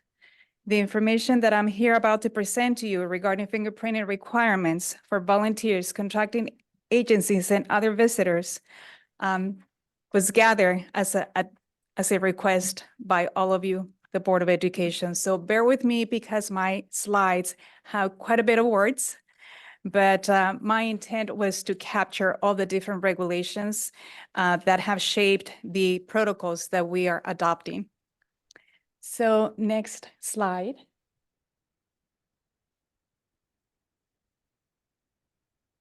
So who needs to be fingerprinted or have a background check clearance? So we have different groups and volunteers who have direct interactions with students, who may be the sole adult responsible for students, are required to be fingerprinted. Contracting agencies whose employees will be interacting with our students, where there is no supervision by the parent, by the guardian, school employee, are also required to be fingerprinted. Our temporary athletic coaches, whether they're paid or unpaid, they are also required to be fingerprinted. There are some exceptions to those fingerprinting requirements, and that is a visitor or outsider or a guest who does not have any unsupervised contact with students, and they may be some indirect contact with the students. They're not required to be fingerprinted, and I'll talk to you about the policy that allows us to adopt that exception. Contractors, if the entity providing the services is doing it in an emergency or in an exceptional situation where there is continual supervision by district staff. Next slide. So what do the regulations indicate? for volunteers. So Board Policy 1240 requires volunteers to obtain a background check. There is an exception to that rule, and that is that the criminal background check requirement shall not apply to volunteers if there is immediate supervision and direction of certificated personnel pursuant to Education Code, which is listed here. So this includes parents, guardians, volunteers in a classroom who are on a field trip, or community members providing instructional services. Again, they are not responsible for the direct supervision of the students, and they are under the direct supervision of a certificated staff member. The same board policy indicates that any volunteer who will be interacting with our students and who is a registered sex offender, disclose that to the district. So what the district will be doing, and one of the practices that we'll be adopting, is that for any volunteer, we will be running a check. Not only is the background check, but also we're going to run a background check on the Megan's Law registry. Okay. Next slide. Then we have visitors. A visitor is under the direct supervision of a staff member. There is no unsupervised interaction with students. There is only indirect interactions. An example of this is a committee attendee, speakers, presenters, guest readers, a representative from a school employee organization, a reporter, visiting elected official, who are supposed to register upon arrival with the school site. One of the requirements that the board policy indicates is that upon arrival, the visitor is supposed to share a picture ID with the office to verify their identity. Next slide. Then we have athletic coaches, paid and volunteer. So regardless of the number of hours that they will be interacting with students, again, because it's direct supervision, direct contact, and they are totally responsible for the students, they are required to have a background check, but also they are subject to the check against the Megan's Law registry. So which another layer that we will be adding and adopting in the process. Okay, next slide. Then we have contracting agencies. So beginning in 2022, all contracting agencies whose employees will be interacting with students who are not under the immediate supervision of a parent, guardian, or a school employee must have a background check clearance. And there are some exceptions to this rule. That is, if the contractor will be providing emergency or exceptional services, and one or more of the following safety measures are in place to ensure student safety. And that is that we have installed physical barriers at the work site to limit the contact with students, or there's continual supervision and monitoring of the employees of that contracting agency by one of the contract's employees who has verified the clearance check, or there's continuous supervision by district personnel. Next slide. So what you see here are the protocols and what we will be doing moving forward with regards to the different groups. So the visitor, again, someone that is not unsupervised and whose interactions or contact with students are not direct, or they may be indirect. Someone that is assisting in a one-time activity under the supervision of a certificated staff. The visitor will be checking in at the site, show proof of picture ID. So hopefully I know that I'm giving you a lot of information, but that is pertaining to the visitor. Someone that is coming in to read for the day. The teacher is with them at all times, and they are not to be left alone. Then we have the volunteers, a volunteer who has direct contact with the students. They may be the sole adult supervising the students. They must complete a volunteer application with the district, provide the TB clearance or TB test, the background check, but also they will be subject to the Megan's Law registry clearance. Okay, next one. Then we have the contractors. So I know that you have seen the contract that comes through approval for contracting services, and we have indicated in there that they are subject to providing the background check. So after that is done, then the names of those employees come to HR. When we receive the names of those employees, they are provided with a application for a contractor where they give us basic personal data. And it's not only for their own protection, but in case if an emergency, something happens, we want to know how we can get in touch with someone. So they complete the application, they do the background check, but we also will be doing the Megan's Law clearance and registry. So I know that I gave you quite a bit of information. This item is for discussion, for feedback. So any questions that you may have, you let me know.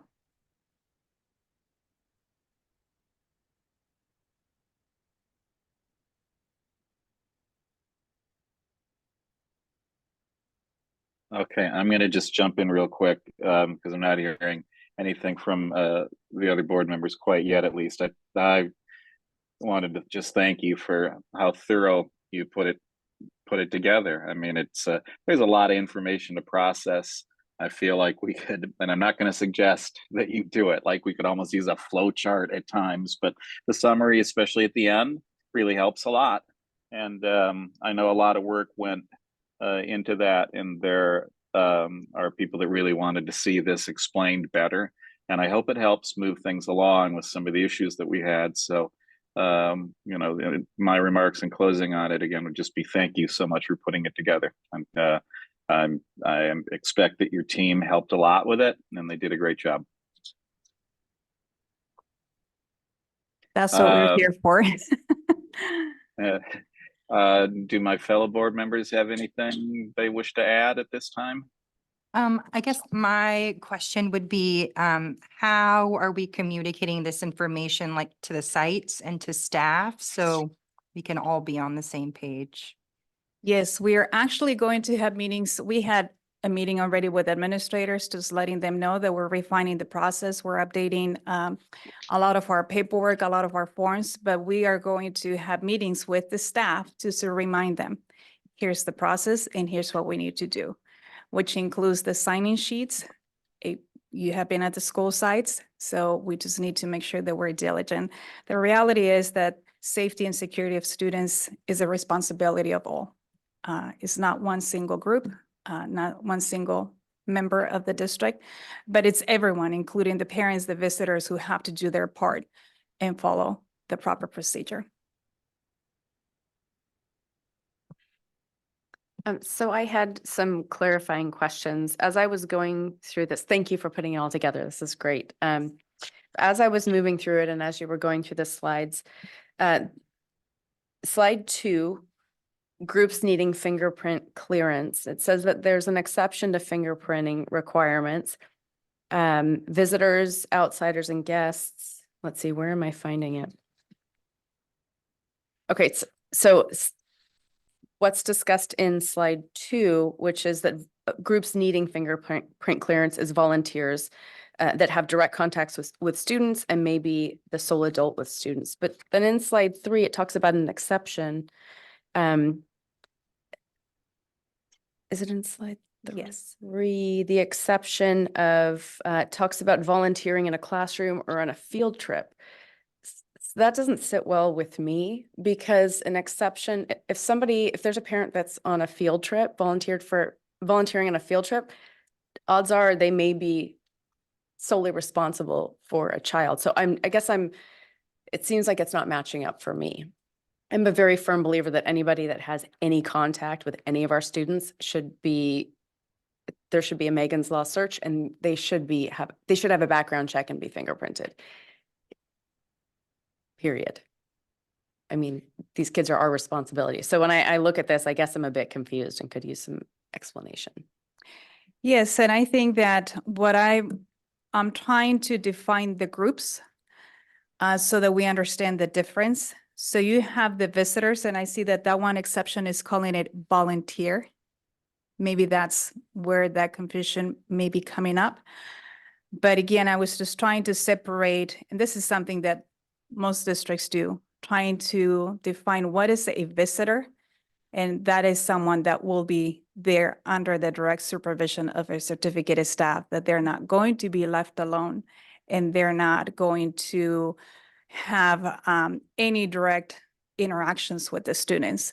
So if I'm a parent that I am simply coming in for the day and celebrate a birthday, and I am just distributing cake and the teacher is right there. So that is a visitor.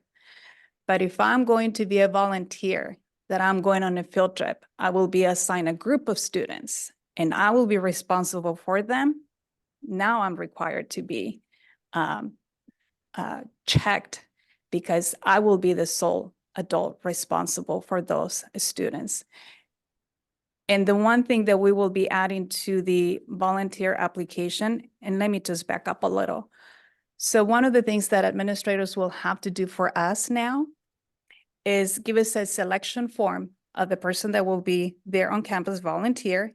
And we want them to tell us, is this person going to be supervised or unsupervised?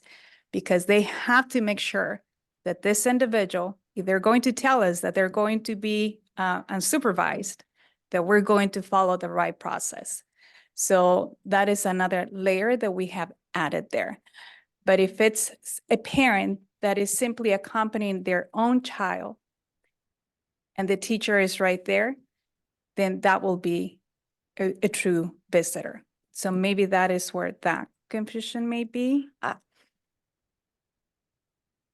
I don't think so. I'm specifically reading that the exception is the criminal background check requirement shall not apply to volunteer non-teaching aides under the immediate supervision and direction of certificated personnel, blah, blah, blah, including parents or guardians volunteering in a classroom or on a field trip, or community members providing non-instructional services. I think that's the piece that I don't like. I don't like that there could be a parent or a guardian volunteering in a classroom or on a field trip, or a community member that's providing non-instructional services, perhaps if they're in the classroom and they're, reading a book or Right. doing whatever. But, I think I'm the one that actually brought this up through contracts because companies were checking the box. We did it ourselves and I'm not comfortable with that. Yes. I just would like to see something that's a little bit more foolproof with, this feels like there's holes in it and it makes me uncomfortable. Yes. And also the idea that the superintendent or designee may require all volunteers to disclose if they're a registered sex offender. If I was a registered sex offender and you asked me if I was, I would say no. I mean, you're not going to disclose that information. So I read this and I read it multiple times, and every time I read it, I had the same level of discomfort. I understand. So I am sharing what the board policy and what education code. So the language that you see there with that exception, that is what is allowed per education code. That is what they're telling us that is, and which is what is shaping our protocols. But yeah. I think if I may, the example that I keep going back to, and you used it, Trustee Otmar, is if you've got someone coming in reading a book, right, to students, and the fact that they are under they're not alone with a group of students, in a separate room or even in the back of the classroom where, they're now directly responsible, for the students in their care. It's still, they're really assisting and helping, right? The teacher who is in charge, for want of a better word. And so, in those circumstances, I think, what we realized is how it would almost be, we wouldn't have any volunteers in the classroom if we were to say that everyone who steps into a room has to be fingerprinted. I think that would make it almost be a little unreasonable, only because we have those protections in place already where, the teacher of record, is the responsible individual for that, right? And this could be a volunteer who comes in, once a year, right, to, connect with the students. So that's really where the language comes in. I suppose that's not the piece that I'm taking issue with. It's the parents, guardians volunteering in a classroom or on a field trip. That's the piece that it doesn't match what is in the first slide. So maybe we could bring this back or have a further discussion so that we're not occupying a bunch of time. But I mean, I can say that I look at this and I'm not comfortable with some of what's here. I am comfortable with some of what's here, and Good. I'm uncomfortable with some of what's here. Maybe just even it's a matter of revisiting some of the language specifically, because what I'm hearing from you is it's almost contradictory as how you're is reading it contradict- somehow. it- So we can yeah, revisit and- that as well. And Yeah, and I don't know necessarily that maybe it is language, but you've got one slide that, not you, but there's one slide that says one thing, and then there's another slide that's seems to be saying the opposite.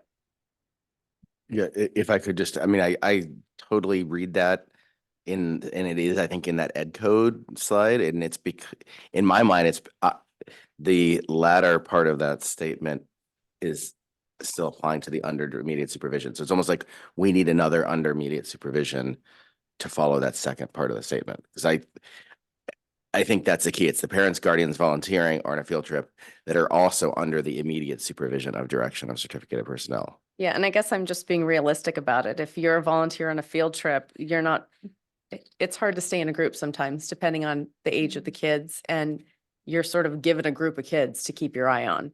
And that's what you do, because there's no way that's why you need volunteers on a field trip, you know?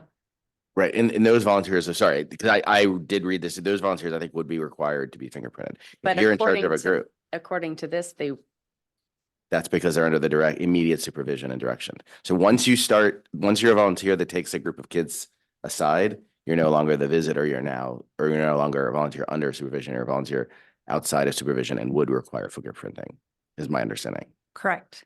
I agree with you grammatically. I think it's the way it's written, but that's ed code's I fault. just want to be specific Yeah. because this is an important enough issue that, I'm not gonna grammatical or not, it's important enough to me that we I think I can't need further change the clarification. ed code language. Of course not. But what I'm we aware. could do is add like a little asterisk at the bottom that really kind of says, please note that, and then add in that, additional language, right, under direct supervision. So we can go back and phrase that and word it and bring it back, for a second set of eyes. Yeah. Mhm. I mean, this is not going to stop us already from implementing already the, changes in the training. Yeah, and I don't we're want to do doing, that. and I just so want to make sure that it's, absolutely. that it's making sense to me I'll leave it there, but thank you. No, thank you. I do have a question. So it seems that I think I understand where you're going with this, which is really, yes, if you're going on a field trip and you're just going to wander off, that there's that possibility, that potential. Versus if I'm in the classroom and I'm simply reading, it's easier to be contained within the environment. So would it help if the district were to say, if you're going on a field trip, regardless, then you will be required to be fingerprinted versus if you are truly in a contained environment where you cannot wander off. And I'm just throwing that out there. Yeah, I'd say yes. I mean, I guess to be blunt about it and be straight about it is that anybody that's going to come to a school that's a sex offender is probably not going to do something blatant on a field trip, but there's a grooming that can happen, or I don't want my kids around anybody that's has any type of history like that, if we can prevent it. So I suppose I'm sitting here saying anything that we can do to help mitigate that, I would like us to be doing. I know that we have to stay within ed code, but there are things that we can do with our own policy that can help protect more than what that is. So that's where I'm at. Okay. But I don't want to take up a bunch more time because I feel like I'm repeating Your myself. input is so valuable. you. Don't apologize for taking up more time. These are important discussions for it, so we appreciate that. But I think what we want to remember with this is that if we're wanting to go in and be more stringent than ed code language allows for us, is that that could be something we do through our policy process as well, and something we revisit in the coming months too. But it's so valuable, the input, and these are important discussions. So yeah, And thank you for apologize. bringing this and for taking the time to put it together. Yeah. Because it really does. I mean, when it's in front of my face like this, I can at least understand exactly what's going on. So you might not like it now, but I really appreciate it. We So want thank to make sure it's not, we want to make sure that we get it right. And I think that I understand what you're saying, people maybe wandering off and versus being able to truly contain the individual that is visiting there. I think that that's what we wanted to do, but also just the checking, upon arrival. So we will have further conversations and then we'll come back. And by the way, I was expecting for this topic to come back again. So, thank you. Sorry if I'm not fully understanding this, but so we're allowing an opportunity for registered sex offenders to be a volunteer and be alone with students. Why can't we just say no or just ban registered sex offenders to being a volunteer? Yes, so for volunteers, so we're asking that question in the application process and we're checking. So we're not only asking people to tell us, but we're checking their name against that registry. And if their name comes up, then of course they're disqualified. Okay, thank you. Yeah. Good question. Yeah, I'm going to jump in here for a second. That is a great question. I'm wondering if are there people right now, employees within the district right now that are waiting, or in because at one point I remember, I think Erica Chavez was really trying to move this along because it was holding up the volunteer process. I think there are people waiting. I'm wondering if there would be a way to move forward with it, knowing that we're going to come back and tweak it and look at our board policy. That's just a question. It's not a suggestion that we do that, but I'm wondering if there is a way to do that to allow some people who are in need of volunteers to get them, because we might be holding up the process by not defining it more clearly. So right now, anyone that comes through is being treated as a volunteer. The district is fingerprinted everyone. And what I recall Ms. Chavez saying is that there's times when they need someone who can just be in the classroom reading, and they're required to be fingerprinted. And they were hoping that we would just kind of take a step back from the requirement of fingerprinting for someone that is under the direct supervision of a certificated staff member, just like Ed Code indicates. But, I think. Thank you. The point you're mentioning, Brian, would be there might be some areas where it is more black and white, where we could start defining and saying, if you're coming in to read, we move ahead with that. And then that's that squishy area that we really need to make sure we're treating more carefully. Would that be an appropriate way to do it? Or do you want to? I guess, I suppose I would imagine the worst case scenario and the headline being sex offender reads to kindergarten class. I'm not trying to make anyone paranoid at all, but I'm just saying that if someone's going to be around our kids, I think we owe it to them to make sure that they're background checked and cleared. I can come in and read. I've been fingerprinted. So, I'll do whatever I can. I just think safety is of the utmost importance, especially when it comes to that type of safety. For my kids, that's all I would want for my kids. I imagine any other parent would feel the same way. Thank you for that feedback. Okay.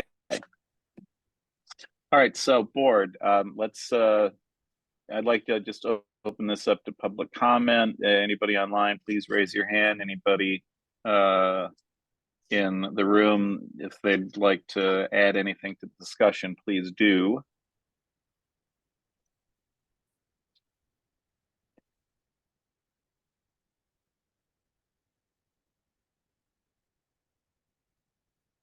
Yeah, please go right ahead. Yep. Sean Keller, principal at Robert Down. I completely agree to keep kids safe.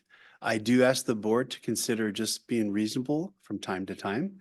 2 opportunities that we've lost at Robert Down this year because of what I feel was a little bit stringent was one, Miss Heidi found a group through the Coalition of Garden Coordinators in the county to come help at our campus. It was a group of 25 young adults who were willing to come in and help us with our garden. And we told the group, we're sorry, our policy is for every single person to be fingerprinted. And that particular group said, sorry, we're not going to have our people do that. Secondly, in the second grade, court group, Monterey County Court, said they were going to come and speak to the kids, and they were going to talk about just what it was like to work in a court and what the court system was all about. We unfortunately told them our policy, and they too said, we're sorry, we're not going to do that. So it's just these little things that I think we can be a little bit more reasonable.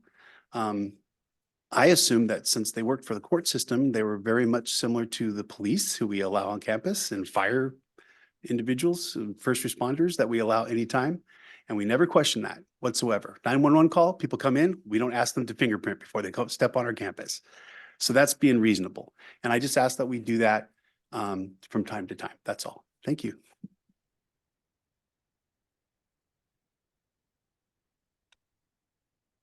All right, any other public comment? All right, please.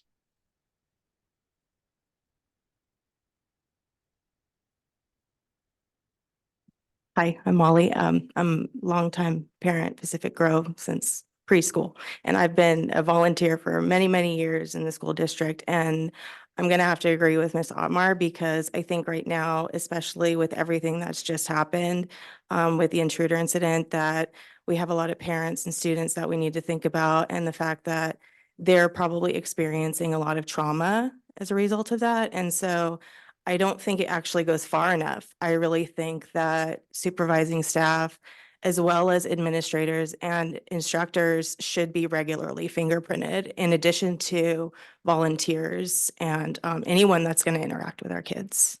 So.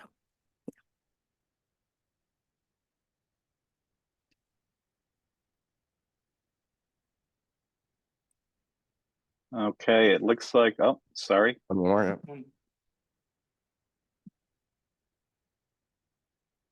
Hi, I'm Kyle Mountain. I'm a middle school teacher. I teach the AVID class, and one of the very powerful things for our students is to have guest speakers come in and speak with our kids about different career opportunities, different colleges that they've gone to, what their path is like.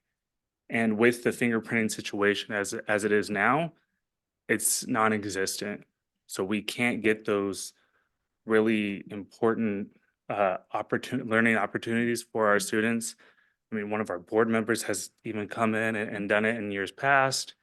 And so just having that as an opportunity would be greatly appreciated. Thanks.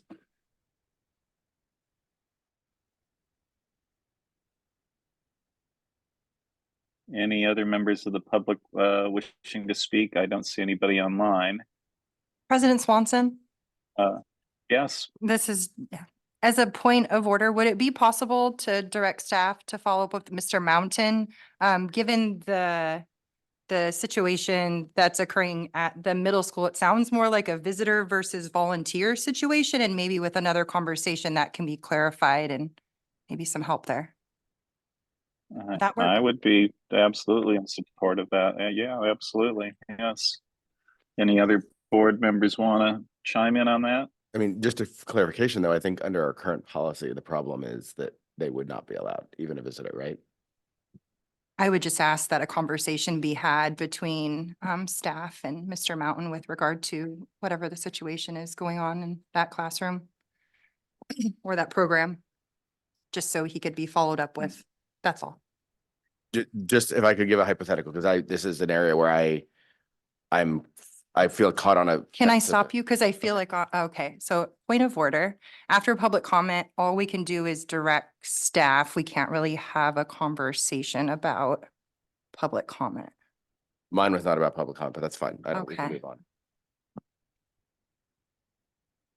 All right, well, I don't think that we're in a point, I'm not going to speak for the entire, I know I can't speak for the entire board, but I'm sensing we're not going to see a motion. And Director Ariano had said as well that they had expected to bring this back. So we've got some tweaking to do. I would just like to see any tweaking that we do happen sooner than later, because there are clearly some issues and some concerns all around about where we are on this. So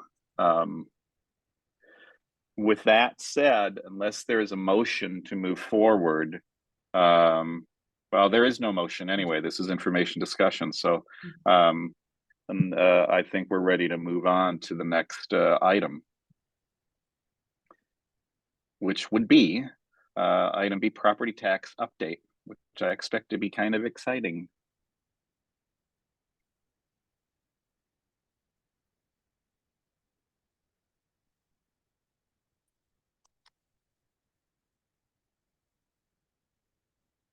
Okay, we're gonna do property tax update. Sorry, sidetracked.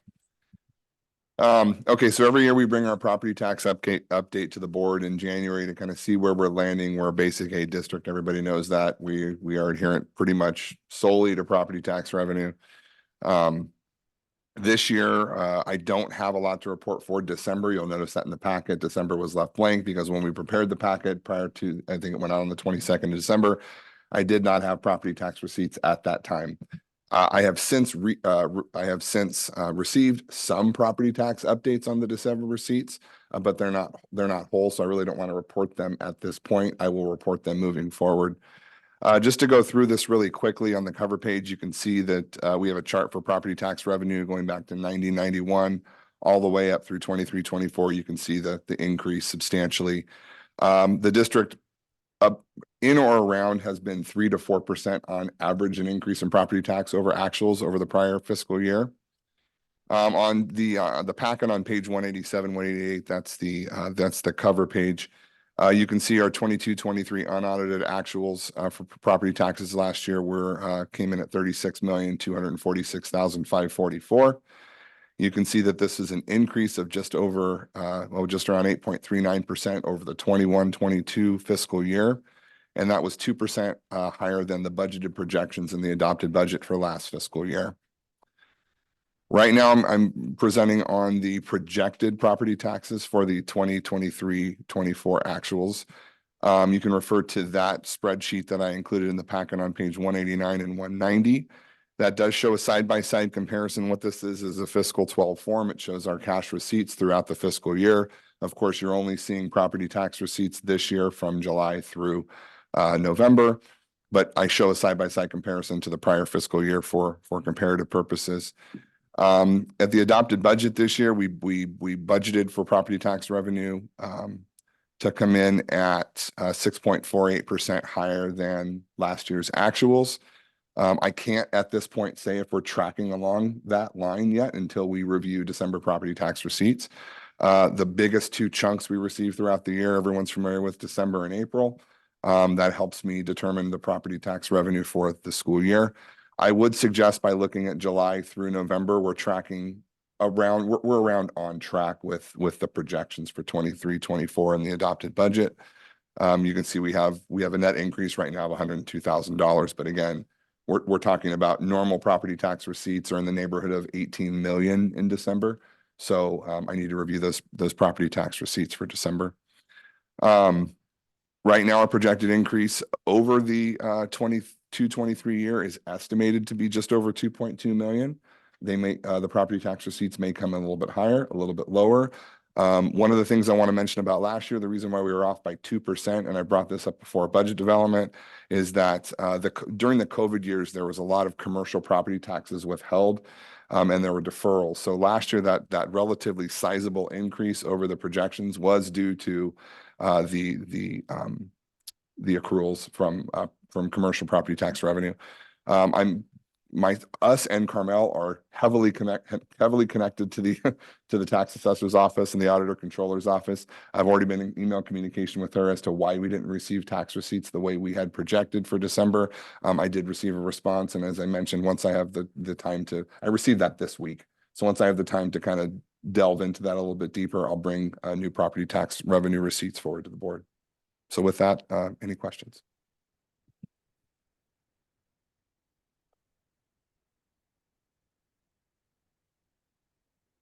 Board members, I'm going to just go around the table. Trustee McNary, anything?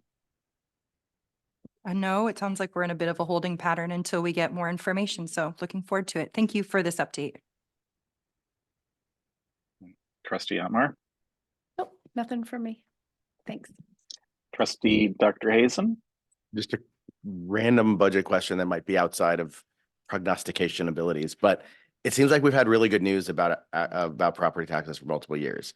How long can that continue on average?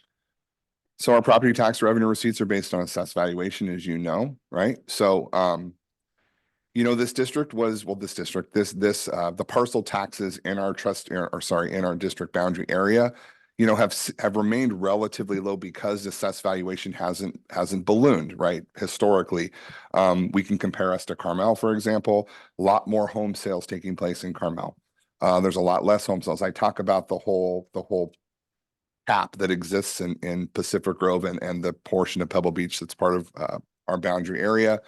A lot of homes have been owned for a very long time that have not been sold, right? So we are starting to see a trend of more homes in our boundary area being sold, which increases the assessed valuation, thereby giving us an increase to property taxes. So it's really interesting because, as I mentioned, our average is around 3%, right? And the last few years we've seen 5, 6, 7, 8% increases in property tax revenue. So I would like to be an optimist and say that, you know, with continual AV growth within our boundary area, we're going to see continual mid-single digit increases in property tax revenue. But we also know that when we're talking about, you know, expenditures moving forward, we have increases in expenditures every single year that are ballooning on this district, that are ballooning on every single district. And of course, all of us, our pocketbooks, right? So hopefully the increase in expenditures will keep up with the increase in revenue through AV. I hope that answered your question. That was excellent. Thank you. Student Representative DiMaggio, any thoughts? Nothing. Thank you. Okay. It's interesting. I'm always worried that, you know, that at some point we're going to see the turnaround, and I know at some point, and not a turnaround, but, you know, another big dip, and yet it hasn't come, and it hasn't come. So I'm thankful for the increased revenue, of course. I do worry, though, that it's also directly tied to, like you said, Josh, you know, the assessed value, which keeps going higher and higher, which makes it harder for, nothing we can do about it, but it makes it harder for families with children to come to our district, and which is, I think, one of the reasons why we see enrollment falling. So it's all wrapped up together. It's interesting to look at. There's more information to come, and those are just my observations. If there's any public comment, please raise your hand if you're online, or please step up to the podium. I'm seeing no one. Okay, so with that, unless there's an additional thought, we can move on.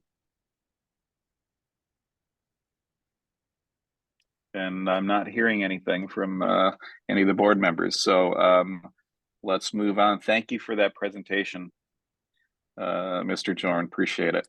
Moving on to C, information discussion, item C, review of district enrollment projections. Oh, well, look at that. What a perfect segue, right? Right, so every year we bring mid-year projections to the board. This year is no different than last. I'm bringing the mid-year projections. It's in your packet. I apologize. I think it starts on 196. So I like to break down our enrollment projections for our 24-25 year by site. That's more or less what we've done in the past. You can see here on the cover sheet. And then, of course, there's an attached document that shows how we come to our determination of our projections, which is attached to the cover sheet. But I'm going to go through this because I normally provide a detailed cover sheet to the board and to the community, so it's easy to digest. At Forest Grove, we are projecting enrollment of around 365 students. That's an increase of 19 over the 23-24 the CBEDS data. I actually think that the packet might have said a decrease, but it's an actual increase in 19. I note this on every single one of these, but we're continuing to monitor enrollment. We bring in our CBEDS numbers monthly. You know, Director Binder and I worked together on this to kind of see how we're tracking. And as you can see on the attached spreadsheet, we have our seabeds reporting data for the 23-24 year. And then we have our actual, so we have our projected data and then our seabeds reported actual data. And oftentimes they're not always the same, right? But by the end of the year, we're talking about enrollment. So there sometimes is that rubber band effect. For transitional kindergarten, our enrollment is projected at 72 students. Now, I really want to be clear about this because we discussed TK earlier this evening. We're projecting the maximum amount enrolled in TK as identified by the number of facilities we have for our TK students. The reason why I do this is because we're really not, it's the TK, specifically the TK population is really, really hard to project. Director Rogeman and his staff have been phenomenal last year doing a survey, reaching out to the preschools within the boundary area as well as outside the boundary area to determine potential TK and kinder students that have been held in preschool programs. I think we were relatively close last year with our projections. I think we projected 48, we came in at 45. So we're standing at 45 this year. So we do show a net increase of 26 students, but we're going to see how that plays out here in the near future. Right now at pre-registration, we have about 32 TK students in the district. Robert Dow Elementary, we're projecting 415 students next year. That's a net increase of 8 students over our CBEDS data. Middle school, 442 students. That is a net decrease of 5 students over the current 23-24 CBEDS data. At the high school, the enrollment's expected to be around 528, net increase of around 16 students. We kind of had a bubble that moved through the middle school and is now populating the high school. So you can see that reflected in the carry forward data on the attached spreadsheet. PE high school, we have a projected enrollment of 17 students, 2 higher than the current CBEDS data for 23-24, and the overall projected enrollment for our district's around 1,767 students. That's a net increase of 40. And again, that 40 is, a little bit, I would say it's high because that's the projection of TK. So, the changes to enrollment, I'd like to mention this. They don't necessarily, of course, affect our average daily attendance funding from the state of California and the federal government. But it does affect, restricted programs, right? So, in other districts, LCFF funded districts, a declining enrollment means a big problem for districts' revenue. But for a basic aid district, as we just reflected on the prior presentation for property tax revenue, it's not such a problem for a basic aid district to be in declining enrollment. But it does affect, as I mentioned, our restricted programs.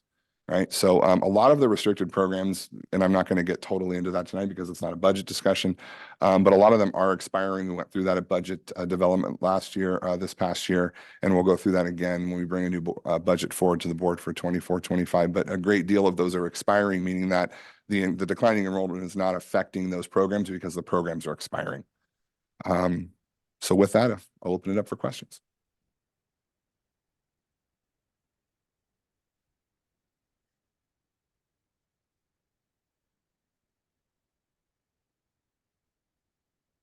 All right, I'll just jump in real quick to break the silence. I don't have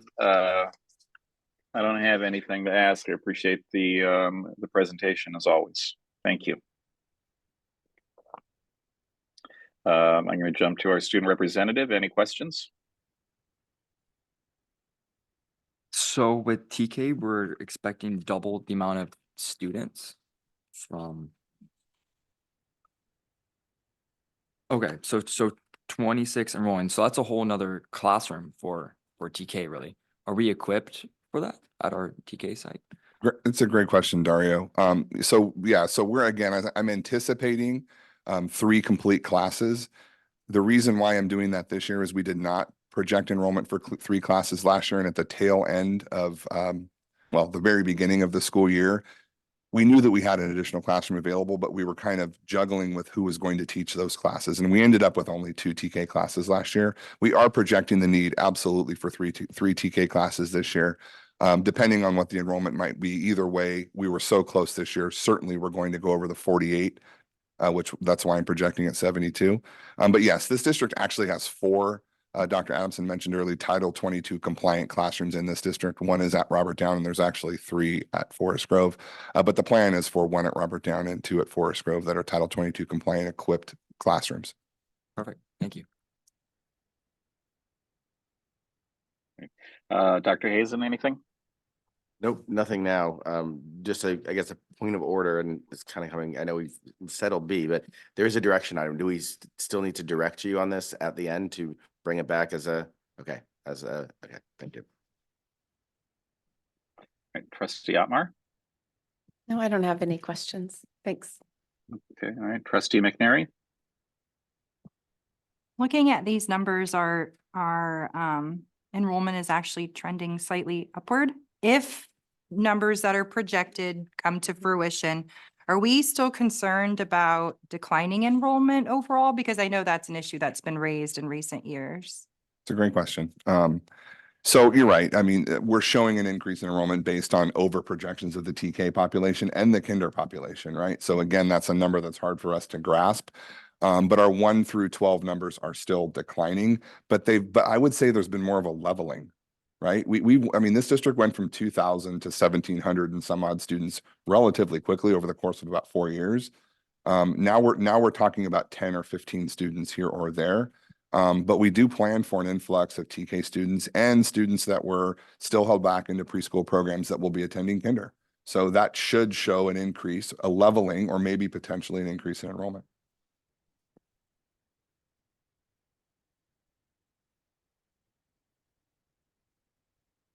Okay, let's open it up. Public comment, please. Raise your hand if you're online, step up to the podium if you're there. Any other comments? I'm not seeing anyone. So unless there is an objection, we can move on. Okay, and then I guess we're on to item D under information discussion, future agenda items.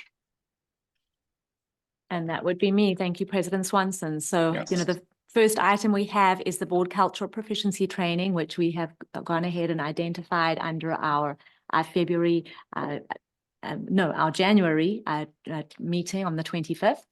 The gender support plan policy update, we are still anticipating that to bring forward in March. And then the cultural proficiency implementation plan, I think I'd like to propose this at our upcoming agenda planning meeting to really look at possibly looking at March for that, just because February is pretty detailed and we want to really allow for sufficient time on that. I know that'll, for our cultural proficiency committee, I know they'll appreciate, I'm looking over at Director Rogerman on that they'll appreciate the time, probably the extra time to, really have that thoroughly fleshed out, before bringing it forward. So that would be my proposal there. Any other future items that board members want to mention at this time?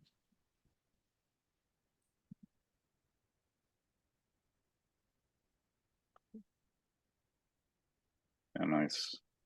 All right, I would jump in just as we talked about before here too, as it relates to the fingerprinting, just to see that come back as soon as possible and find a way so that we can tweak that. I already said enough about it before, but I would love to see that come back sooner than later.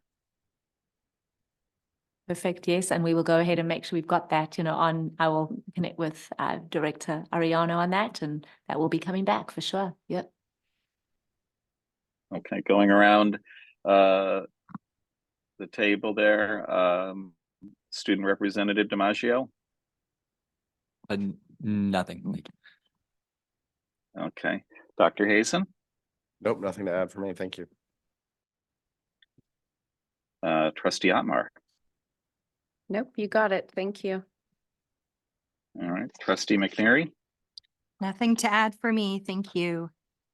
All right, and I don't think we didn't do public comment yet, right? So let's knock that out. If you have anything, raise your hand online. I'm not seeing anybody. I'm not seeing anyone dashing to the podium. So let's say there's no public comment, and I think direction has been given here.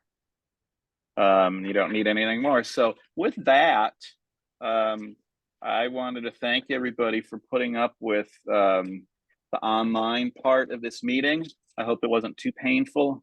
I'm gonna go to bed and let's adjourn this meeting.